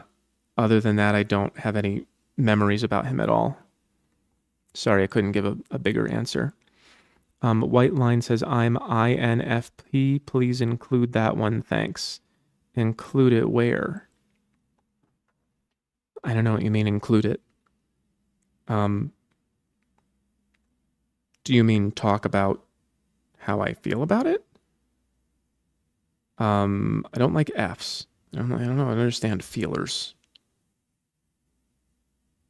I'm trying to think what an INFP would look like. Well, how would you know you're talking to an INFP? IN, intuitive, F. I guess that's like a therapist, right? Would that be what that is? If you're introverted, intuitive, feeling and perceiving, then that means that you're like, when you look at others, you go, here's how you must feel, and here's how I have to respond to that. Is that what that's like? I hope I got that right. because that would make me very brilliant and impressive if I was just guessing correctly what the Myers-Briggs types were. Let's see. My tab crashed again. I'm trying to extend my answer to that question while it reloads. Okay. Son of Hastur. Oh, just $5. With no question. Thank you. Thank you, sir. Tommaso Teatro and ESTP. Do I have some credit? Although I'm very sensorial. I don't know more about the types than I did a minute ago. ESTP. Do I have some credit? I don't know. I just don't know how to answer. I still, would need some time to like read over the literature and get familiar with them. I could tell you a lot about the Enneagram if you wanted. I know that system very well. But if you just name Myers-Briggs letters, like the only ones that I really know are INTJ, INTP, and ESFP. And the rest of them I have to think about for a minute. ESTP. E is extroverted, sensing, thinking, perceiving. If you're extroverted and sensing and thinking and perceiving, is that like a extroverted, sensing, thinking, perceiving? Is that like a scout? ESTP? Would that be like leaving the house, seeing what's going on around you, analyzing it rather than feeling it, and then what's the difference between sensing and perceiving? That's a really bad choice of words for Myers-Briggs. Sensing is perceiving. Perceiving, sensing. Thinking and feeling are definite opposites. Introvert and extrovert are definite opposites. Judging, perceiving. Yeah, that seems to me like a scout or a sniper.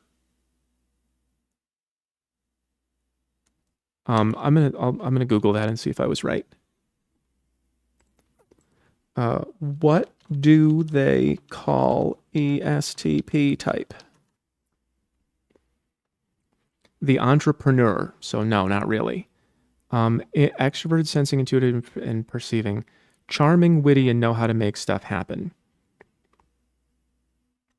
This personality type loves to interact with people and are naturals when it comes to selling products or services. Oh, you're a salesman? Get out. Get out of here. No, you get no credit. Coming to me with your salesman personality type. I don't know how to draw a salesman. Draw a guy like trying to push a used car on me. I'm just kidding, Tomas. You don't have to leave.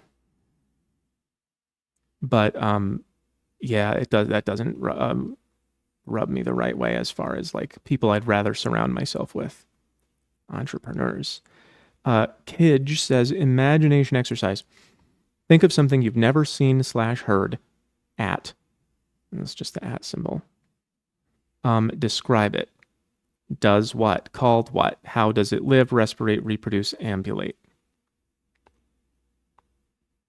Okay. Yeah. That might work.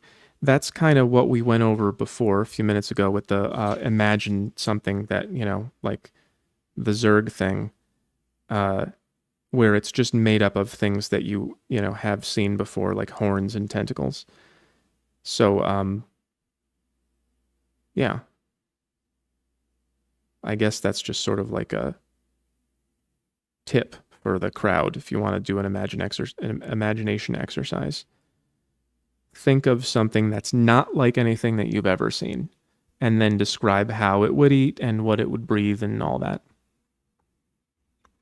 Ebiosh sent me some money for Apple Fund. I haven't drawn eine Apfel in a while.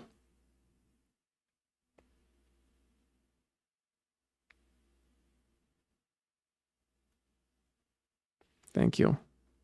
Appreciated.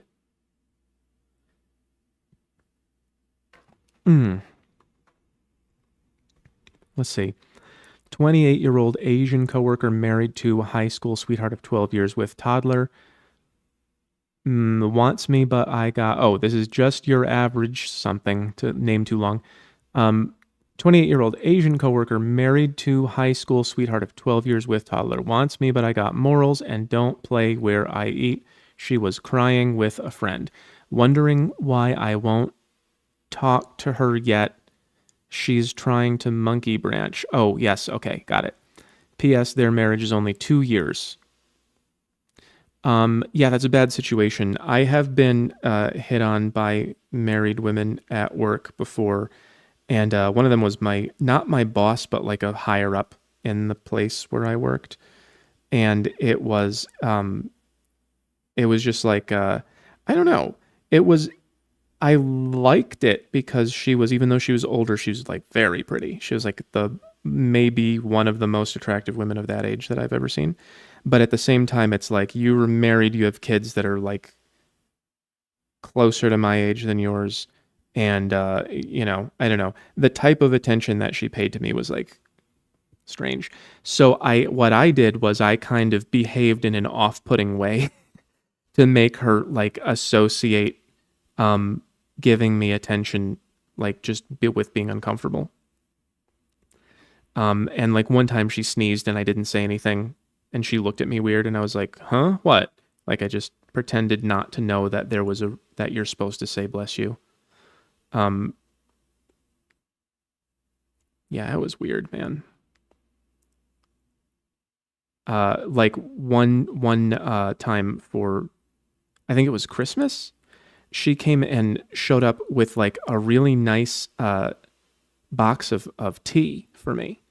And that was a nicer present than my boss gave me. And my boss doesn't have to give me a present. Like I don't know if people buy each other presents at work, but she was, didn't work with me or above me or anything like that. And she just like went out of her way to spend like $40 on a box of tea and bring it to me because she heard me talking about how the tea in the break room was not that great. And I was like, wow, that's more than nice, I think. And then there were times where she like took pictures of me during meetings and stuff. So I just kind of like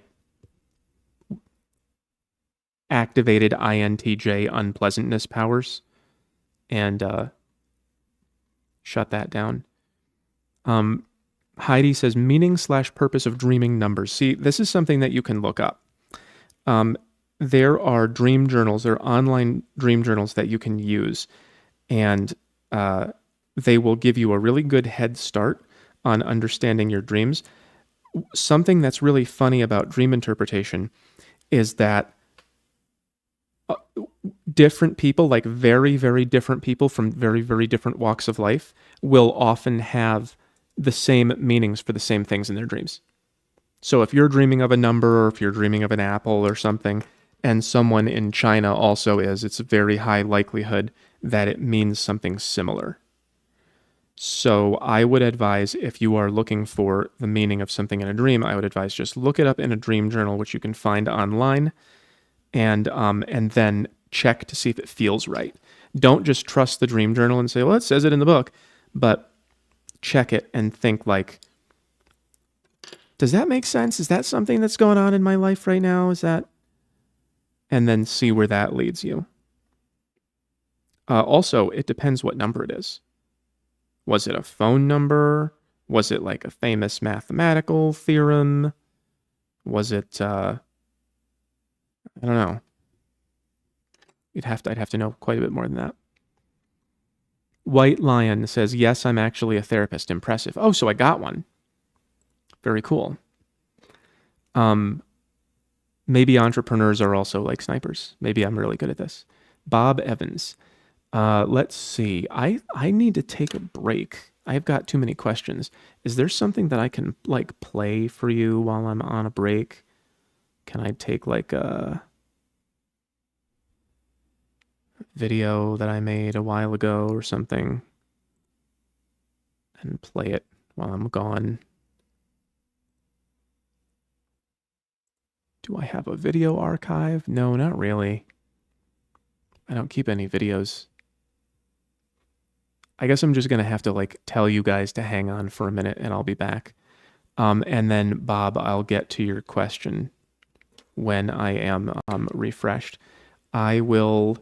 Should I put on some music or something? I'm gonna totally put on just like elevator music. Elevator music. Videos. Let's see. Elevator music 10 hours. That sounds awful.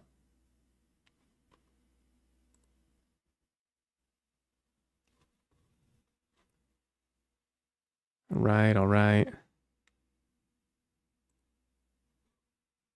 Let's see. Is this on? Okay. All right, I will be back in 1 minute.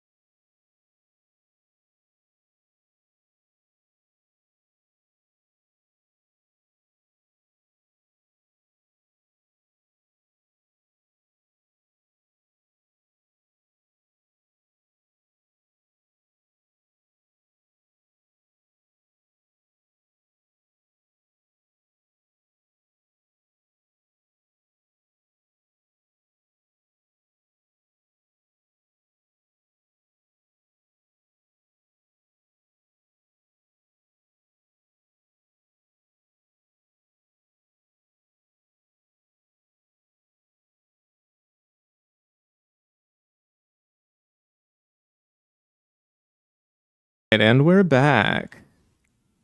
I hope you enjoyed the intermission music. I don't know. That was the wrong voice to do for that, but you get it. I'm tired. What do they call ESTP type? Where are we? Bob Evans. I will do some thinking of a question to ask at some point that you can draw, but until then, here is money for support of the channel. Oh, that totally didn't need that much focus. But thank you, Bob. I appreciate that, of course. Thank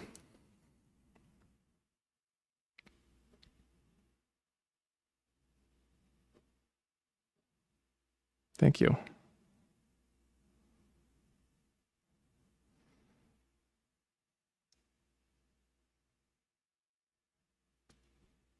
I'll make that look nice as I wrap up. I'm probably not going to be on for too much longer. Tomas Ortegato again. Just in case you missed it, I'm 9wing8. Oh, did you say that earlier? Did I skip that part? Or did you mean like I should have guessed? I'm an ESTP, but my main hobby is being online, especially with friends. Sometimes I think about, well, everyone's main hobby is being online these days. Sometimes I think about me being actually more outgoing since I do like being with people. Yeah, 9s are super not outgoing. Yeah, no, I don't remember you saying that if that's what you mean by in case I missed it. ESTP, but a 9wing8. Okay. Yeah, I'll look up. At some point, I will probably get to know Myers-Briggs better because I think I am going to include it in Self-Max because it was important for me to know my type, so I bet it will work for other people too. Um, Especially going out, more outgoing since I do like being with people. Yeah, I mean, if you're a 9 with an 8 wing, then probably um like a party life, it probably isn't for you. But I don't know. It depends how much you lean into the 8. Like eights are, I don't think that they're super, 9s and 8s are not the most social type, I don't think. Um, Hulk Kogan says, if you could go back and do life over, would you trade making money for your good fitness? You talk about money was your big struggle. It really depends like how much fitness I would have to give up and how much money I would get. It really depends because there's a lot of value that you get from being healthy, and it's not just like the attention you get from women. The attention I got from women was, very valuable to me. It's one of my uh, favorite things that I achieved because I was not on track to ever get that, and then I turned everything around. Um, and it was like I really did not expect that to ever happen. I didn't expect for that big of a change to ever happen, even when I did get fit. And it was just incidentally, while we're on the topic, it was because I listened to women when they said, "Oh, I don't like guys with muscles. Like, oh, it's gross. Oh, they only impress other men." That's what they said. And then I got fit, and they started falling all over me. I was like, "Oh, you don't even know. You don't even know what you like." Um, but imagining like being successful, I guess if I measured it like that, if I had that big of a change from no money to money back then, it probably would have been overall better for me than having a change from no fitness to fitness. It probably would have been overall better because I would have been able to make lots of choices that I have not been able to make. And then I don't know, maybe fitness could have been one of them. That could be one of those like wishing for more wishes things. But that's a good question. Yeah.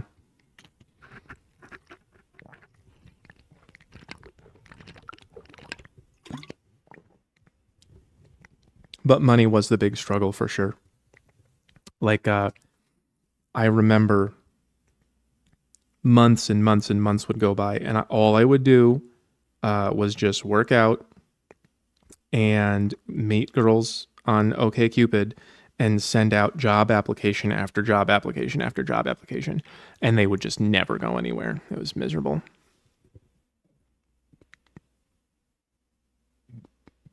Tomas again. The funny thing is that I share a lot of things with 7 Wing 8. I got with some friends and we agreed that 9 Wing 8 fits me, but not long ago I was considered 7 Wing 8 by the same group. Well, don't just like consider yourself. Don't just go like, "Oh, I think that I'm like this." Go take the test. They're free online tests. I think I was drawing that over here. There are free online tests, and you should take a bunch of them. Like take like 3 or 4 different ones and see what results you get. Is that I did that wrong? I can never do this.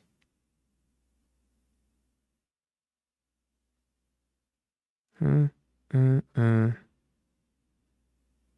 And then it goes like that, right? 1 is connected to the 5, right? No, I can't figure it out. I lost my ability to remember shapes.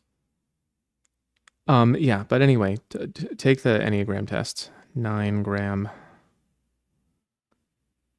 Don't just go like, "Oh, you're total 7." because the way that they organize this is that people who answer the questions the same way get the same results, and they have the same things in common. It's way, way, way more helpful than just saying which one you feel like or which one you think your friend is. Pretty Boy Jeremy says, question, why do coworkers in a professional environment say I have a boyfriend when I wasn't flirting? Oh, it's just they don't know you're not flirting, or they want to have some kind of power. Like they want to be able to say, like those girls that go to the gym wearing like the nothing pants. They're like painted on. And then they, the bare midriff and everything. And then they have their phone and they set it up and they catch men watching. And they go, oh, excuse me, staring at me. Why are you staring into the place? Like wearing like a top like this. And they go, why are you staring at me? I'm good getting the manager. And they have the camera phone pointed in your face. That might be what that is. Either that, or maybe maybe you were just paying a little bit too much attention to her for her comfort, and she just wanted to make sure that didn't happen. Maybe that has happened to her before. Maybe she used to work with a guy who wouldn't leave her alone. I've seen that happen. There was one girl I worked with at a restaurant once. Just put the fingers on here. It's holding the phone. Their thumb. And I'll just not draw her face right now. But anyway, I saw that working at a restaurant. There was this girl who was just silly. And she was way too playful with the boys. And she swore that she wasn't flirting. She's like, no, I'm not flirting. I don't think of you like that. But she would like run around touching all of the guys who were her age, including me. And her favorite thing to do would be to run up and touch your nose and say boop. And it's like, that's a pretty, friendly thing to do for someone who, like, I don't know you. But so she did that to me, and I thought she might be flirting, and I like pursued it, and she said, oh no, that's not what I meant. So then I dropped it. But then there was a new guy who got hired, and she did the same thing to him because she didn't learn her lesson. And then he was like, didn't want to let it go. And he just was persuaded that she must like him because she did that, no matter what she said later. And it was like, at times it was like, it didn't get dangerous or creepy or anything, but it was a little uncomfortable. It's like, just take no for no, like listen to the words. It can be difficult to balance how much you should listen to words and how much you should listen to actions.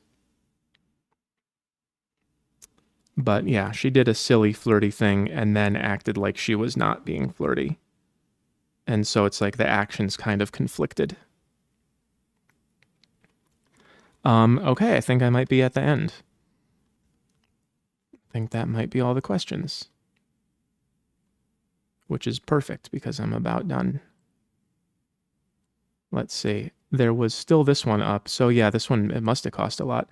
Here is a bit less than $1 coming from Argentina. What do you think about Javier Milei? I guess I'll Google him. Javier Milei. He's got a Beatles haircut.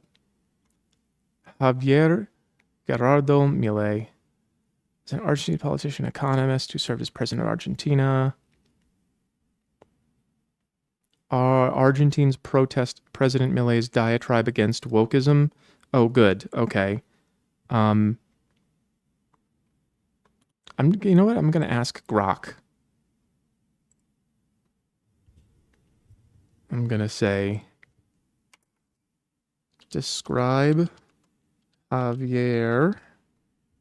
Come on, man. Describe Javier Milei in 50 words. Javier Milei is an Argentine economist, author, and politician known for his libertarian views and advocacy for free markets. And he's got a haircut like Beatles. It's kind of like almost a square haircut. He gained prominence through media appearances and his role in Congress. Milei is vocal against government intervention, supports dollarization. What does that mean? And has been dubbed El Loco for his outspoken style. Okay. Describe his three most important policies. Here are three of Javier Milei's most significant policy proposals. He's always kind of smiling like this in the pictures, it seems like. It's kind of hobbity.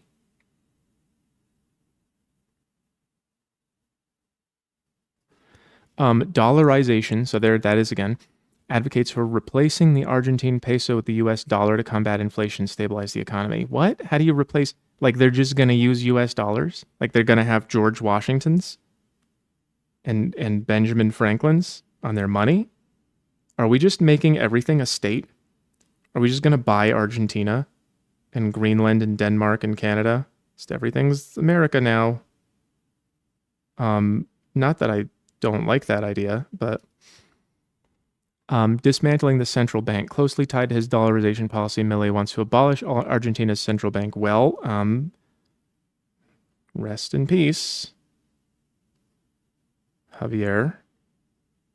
Abolish the central bank, and you know who was the last guy who did that was Gaddafi.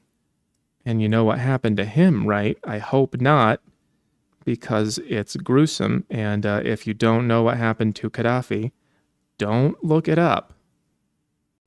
Save yourself some lost sleep. It's got this collar as politicians. You know what I read the other day was that the suit that we wear in the West did not come from statecraft. That it's actually a businessman's or a salesman's attire. That it was like a merchant type thing. It was a merchant garment, and not like a royal garment or a senate garment. And so it's interesting that all of our politicians wear business suits, isn't it? If you think about it, does that mean that our governments are actually businesses? Radical reduction of government. Milei pushes for significant reduction in government size and intervention in the economy. This includes deep cuts in public spending, privatization of state-owned enterprises, and eliminating numerous government agencies. He aims to reduce bureaucracy, lower taxes, foster an environment with free markets. Okay, I like him. If he's yelling about woke stuff and wants to get rid of banks and, central banks, and then what was the other thing? Dollarization, I guess, sounds good. And deep cuts in public spending, that's good. Privatization of state-owned enterprises.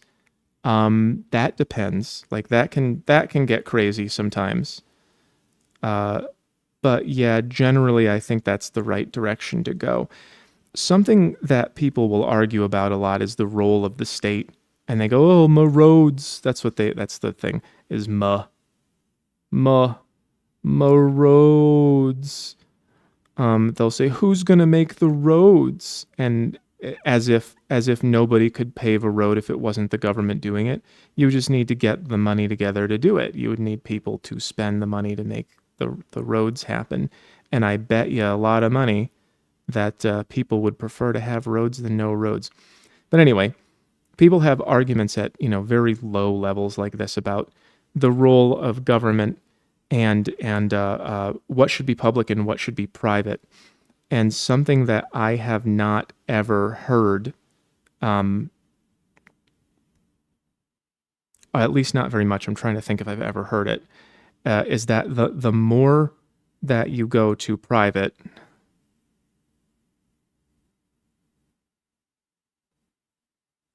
the worse things get for like less competent people. And the more that you go to public, the worse things get for competent people. So if you have if you have a balance that's like here, then the competent people, the smart people, the capable people, the people who know what they're doing, the people whose fathers taught them about money, they do a lot better.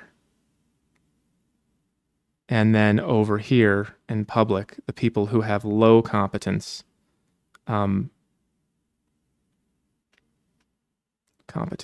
we go. The people who have low competence do a lot better because you don't need to be able to do anything because the state is all organized and does it for you. Like, you know, how everyone is on welfare and food stamps and they gave out $1,000 a week during COVID for unemployment. That was absurd. They just handed out all the money and no one needed to do anything.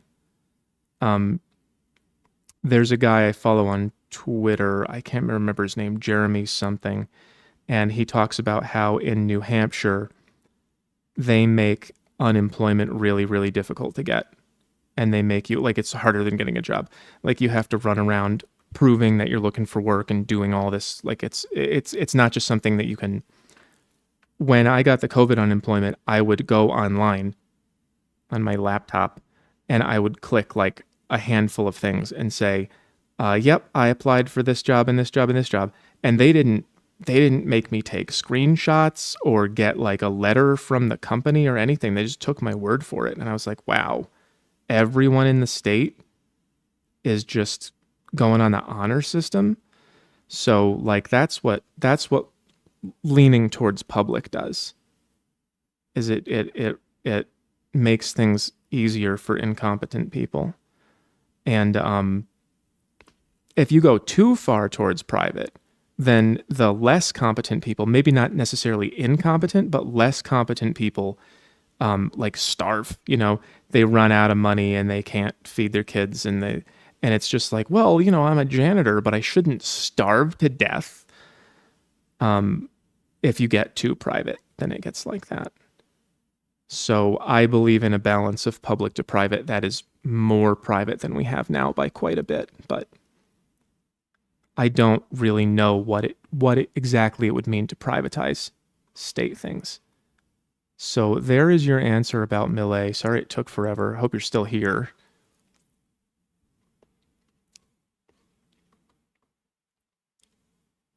Oh, you are still here. Dollarization is a very in the future plan. I forgot about it, honestly. But in Resume, he fights the left. Yeah, for sure.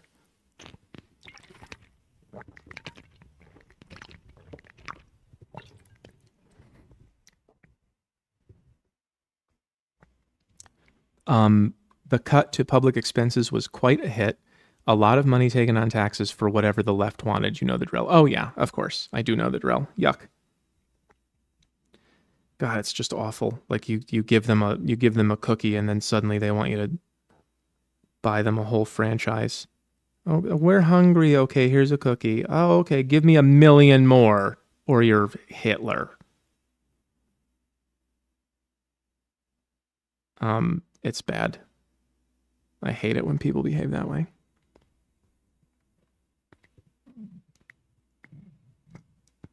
It's just the same as it's like human beings behave that way.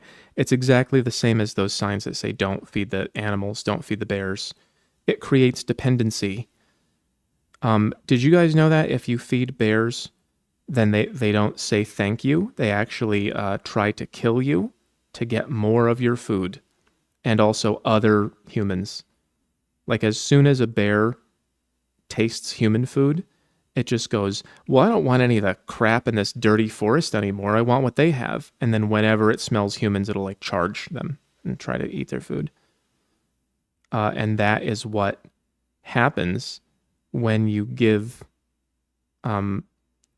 something to a creature that cannot make it for itself. Addiction and dependency. White Lion says the sheep don't realize that federal governments are being shrinked to eventually give sovereignty to the UN. Yeah, I mean, I can see that. That could be the plan, because it does look right now like Donald Trump is like fixing everything, but I am way too skeptical to be like sure of that yet. I'm enjoying it. I'm enjoying the story of Donald Trump is saving us because it's just so cool. He's been a real American icon for a long time, and now he's the president for the second time, and they stole the election from him before, and now he's like sending away all the bad people. Like Ilhan Omar is not even supposed to be in this country, and she's just been saying, "Oh, we're gonna burn your country down, turn it into where I came from," and now there's like victories happening over those people, but it's like I didn't do anything. All I did was vote and tell people to vote. And it kind of is like, I don't know if this is how the world works. I don't know if the world works by you vote and then everything gets better. Has that ever happened before? It's never happened that I've seen. Has it ever happened in history? I don't know. So, yeah, like if you believe that, I understand why you would believe it. Um, I get why you would believe it, because it's just kind of like that's how they get everybody on board, right? When they fix everything and shrink the governments, and then the trick at the end is, oh, hey, now your government is so small that we're just going to consolidate it all into one, and then they put the chip in your brain, and it turns out that Elon Musk was the chip your brain guy the whole time. But we'll see what happens. I'm not getting the brain chip. Son of Enki says, you should tell people to join Patreon office hours when they have complicated questions. That's a great point. When they have complicated questions, I should say, bring that question to me in office hours.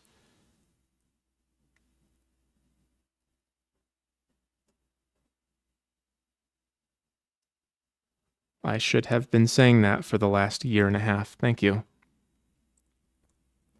And I'll see you there, I think, this week. And then, okay, I'm going to do two more and then I'm going to leave. It's getting pretty late-ish. Tomas says, yeah, I'm here. Probably will go play Valorant with some friends. Ha ha ha. He goes, ha, ha ha, ha ha ha ha ha. Ja ja ja ja ja. Assuming that that's Argentinian. By you know the drill, I also mean corruption. Yeah, of course. And then White Lion says it's all about numbers for them. 45 minus 47 equals 911. 45 minus 47 is -2. What do you mean? 45 minus 47 equals... Oh, you mean 4 plus 5 is 9, and 4 plus 7 is 11. Yeah, that's pretty true. That's pretty true that would add to 9 and 11. The one thing about numerology for me is that there's only like 10 digits.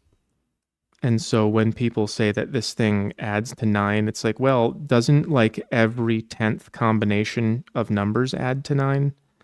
So it's like a 10% chance that that's true. But I get what you're saying. Like, it does seem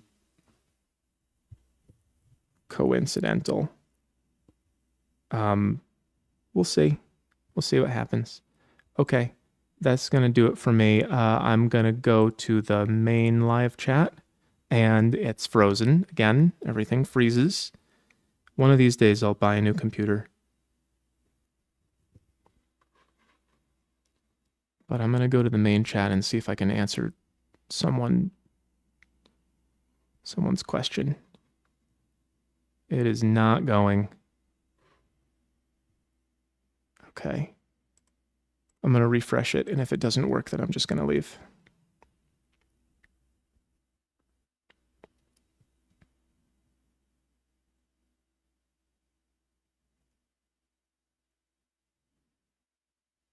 This girl's got a computer for a head by accident. Didn't mean that.